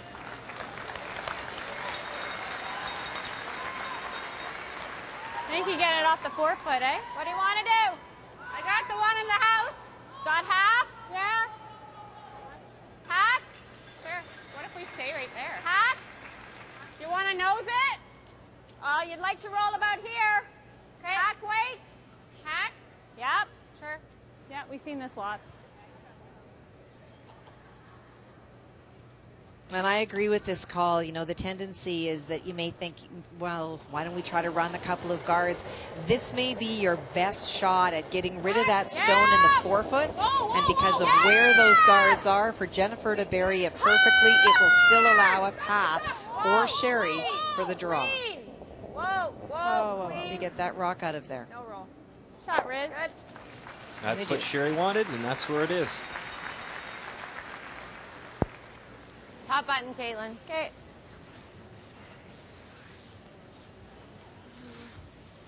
Okay, sweep the top button. Okay.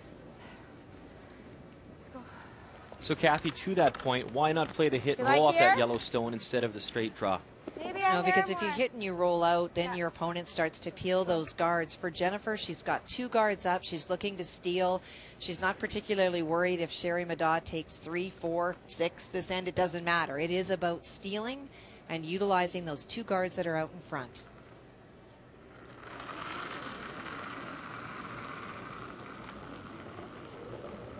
Got room. A little hot right now. Okay, line's good. Close. Yep. Line only. We're heavy. We're heavy. I don't want to touch it. We're heavy. No. Back 4. Oh, okay. No, then. No. No, no, no, no, no, no. No, no, it's all there. It's heavy. It's got to grind. Sit down. Okay, Caitlin. Okay. Good. Well, Kathy, it's been a very entertaining second half to this game. Well, it certainly has since we've joined in the 7th end. Jennifer just underthrows a little bit and rolls across the face of the stone. That allows the double, and Sherry Maddaw makes it. That is for 3 to put her up. And in the 10th, Jennifer made a great shot. Really clutch hit. She couldn't see that much of it, but it was good enough for the deuce. Look at those numbers by both skips. That's why both have been undefeated going into this game. And the game story brought to you by M&M Meat Shops, frozen food at its best. Dawn team calling out Bob Turcotte for the 2nd time out. Of course, now it's an extra end. They each get 1, even if they'd use I mean, them. we can try a double peel, but then you're just leaving your shooter there, right? What are you thinking? I was thinking we had to come in. Otherwise, if you freeze to it, you're giving them the part of the button that can Right, freeze to you yeah. again, eh? And if you go here, which would be great, because if she hits it, then this is jamming. Well, what do they do if you peel the yellow one? Just the yellow one. Then I come in again. Right, on top 4? Mhm. You get the run back. But if you peel it this way, you cook 5. Yeah. I mean, it's not worse. Like, just think about what you have in your last shot. That's what you want. Right, yeah. Towards that. Like, throwing it top 4 is okay, but if bit early. they can ship it out. Okay, roll so you like over. to peel into that, and we could get lucky going this way? Yeah. Okay. Peel this? Yeah. Okay. So you want about half? Are we trying the double peel at all, or just the single? No, I think the double peel, you're still leaving something, and then you're running it into ours. Okay. Right? Yeah. Now, even if you just peel that, you gotta draw the 4. They may get lucky. Yeah. All right. So half, Joe, or half, Merc? Pretty straight They here, talked Sherry. about playing the draw as well. This has to be so precise. If it's here, you're good. But if you're back there with a whole bunch of rocks, Ron Burgundy, if you come deep, then Jennifer comes on top. You may not have another shot. And so Bob's thought process was that you peel at least the first one. They feel that Jennifer will go around again. I think she will for sure.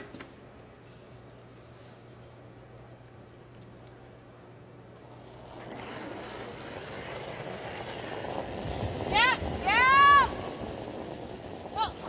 Yeah! Joanne Rizzo. Run it back, catch the red, just misses it, but she does remove that guard out front. Good. About there, should be close. Okay. Yeah, you got it. And there's extra end as well over on sheet B, the 11th end. Heather Nedewin, Chelsea Carey, both looking for their first win. You see a lot of red in the house right now, but that being said, Heather has the draw to the forefoot to get the single and to pick up her first win.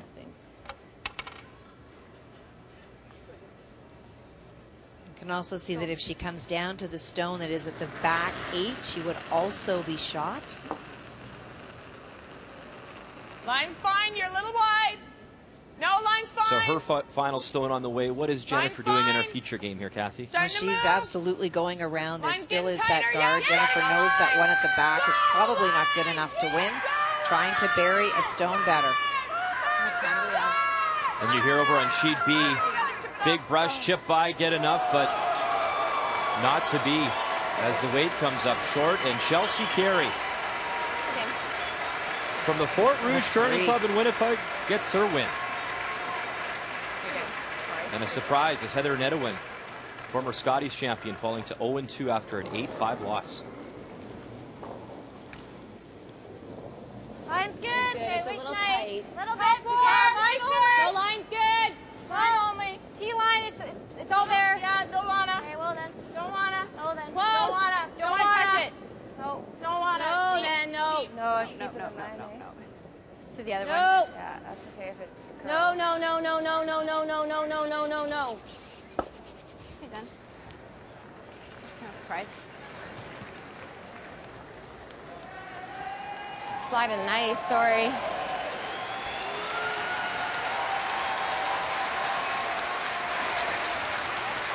Sorry. That's 2 feet too heavy, eh? Did you get 14? Yeah. I had on yours. For Sherry Maddaw, needs to get right on top of that Tim Hortons. T-line? Yeah. What do you like? Okay. I just thought it was coming down a little bit. Yeah, we were wondering, but 95.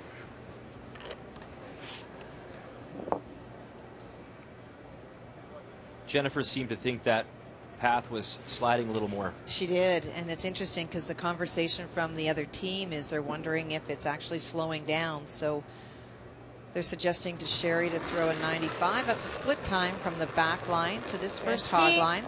Line's great. Line's good. Where? Right to it. Room. Line's really Room. good. Lots of room right now. Room. Room. We're on the yellow right now. Whoa. Room. No bounce at all. Can't bounce Close. it. No, No. no, no. Can't bounce it. No, no, no. And it will move that red stone back for shot stone with one to come from Jennifer Jones. Sorry, Skipper. It's a bit tough though, the way their ankles are On the nose.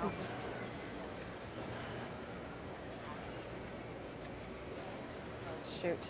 That's too much weight. 14-3. Yeah. Jennifer's calling her timeout. Shoot. More just to slow the clock down, I think, rather than having any discussion about which shot. Double, Joe.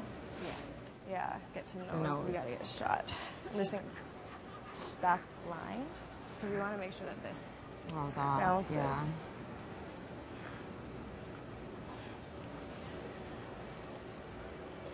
How much do I have? 7, 8? Almost all. It's pretty much edge to edge. Just the weight to throw at it is Yeah. really what we're like. You could throw half, really. You don't need this to stick around. If we go here, I don't. If we can get it to go there, I mean, I don't think she's got any.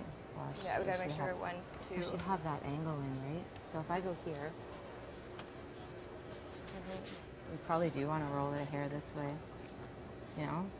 And try and get this to go there with like half. Yeah. I think I need to throw hack at it. I think so. We want to make sure. No, nothing more. We're just Back talking line to even hack. more. I just want to make sure that that goes. We want to make sure we're saying 2. And if I don't think we want to get to the nose. I mean, that's a really hard shot. So it has to be nose. I don't think we want to get to the inside. I Okay. guess is what I'm saying. Yeah. Right there. Yeah, we've seen this run pretty nice. I like it. When did we see this last? In I know. coming this way in 9. You threw that one that came around there. Oh, right. We were giving it a bit less. That should be close. I like it, Jen. Okay. You got it.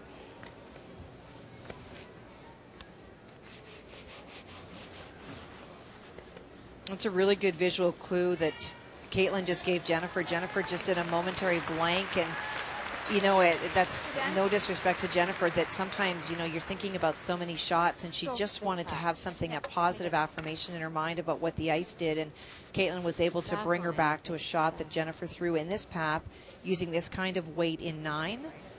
And so she feels comfortable. For Sherry Middaugh, tough times if Jennifer's able to hit this and stay almost right there.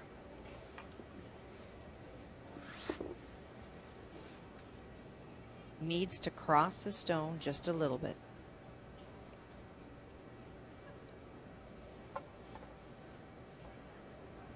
You see the scoreboard in the distance. She battled back in 10 with Hammer scoring that important 2 to tie things up. Now 7-7 in the 11th end.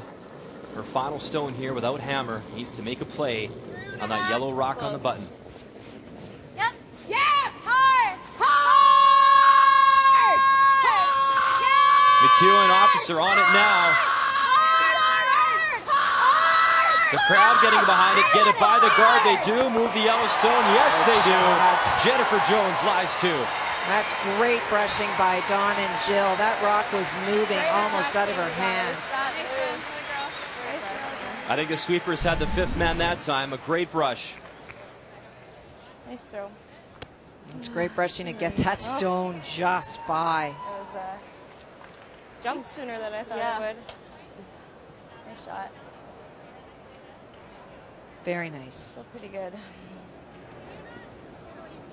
It's interesting because I didn't think Jennifer thought she could get that inside roll as well. If you just pick this pick over it. the top. Okay, you got 30 seconds. A 9? Yeah. Just yelling down from the other end. There's 30 seconds left on the clock. That is thinking time, so it will run until Sherry's across T. Kind of wait.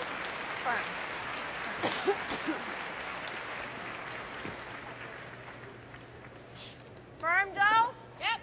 It's as good as I could have almost done. Yeah.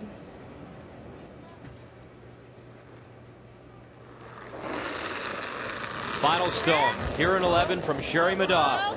A chance to go 2-0 at this year's trials. Yes! Yes! Was it in between? She's trying to hit it really, really thin as a backup option off her own. Unbelievable. Right through the hole. And with that, Jennifer Jones escapes with a victory. And a sigh of relief from the skipper. She battled back, scoring 2 and 10, steals 1 and 11, and Jennifer Jones is now 2-0. What an awful result for Sherry Middaugh.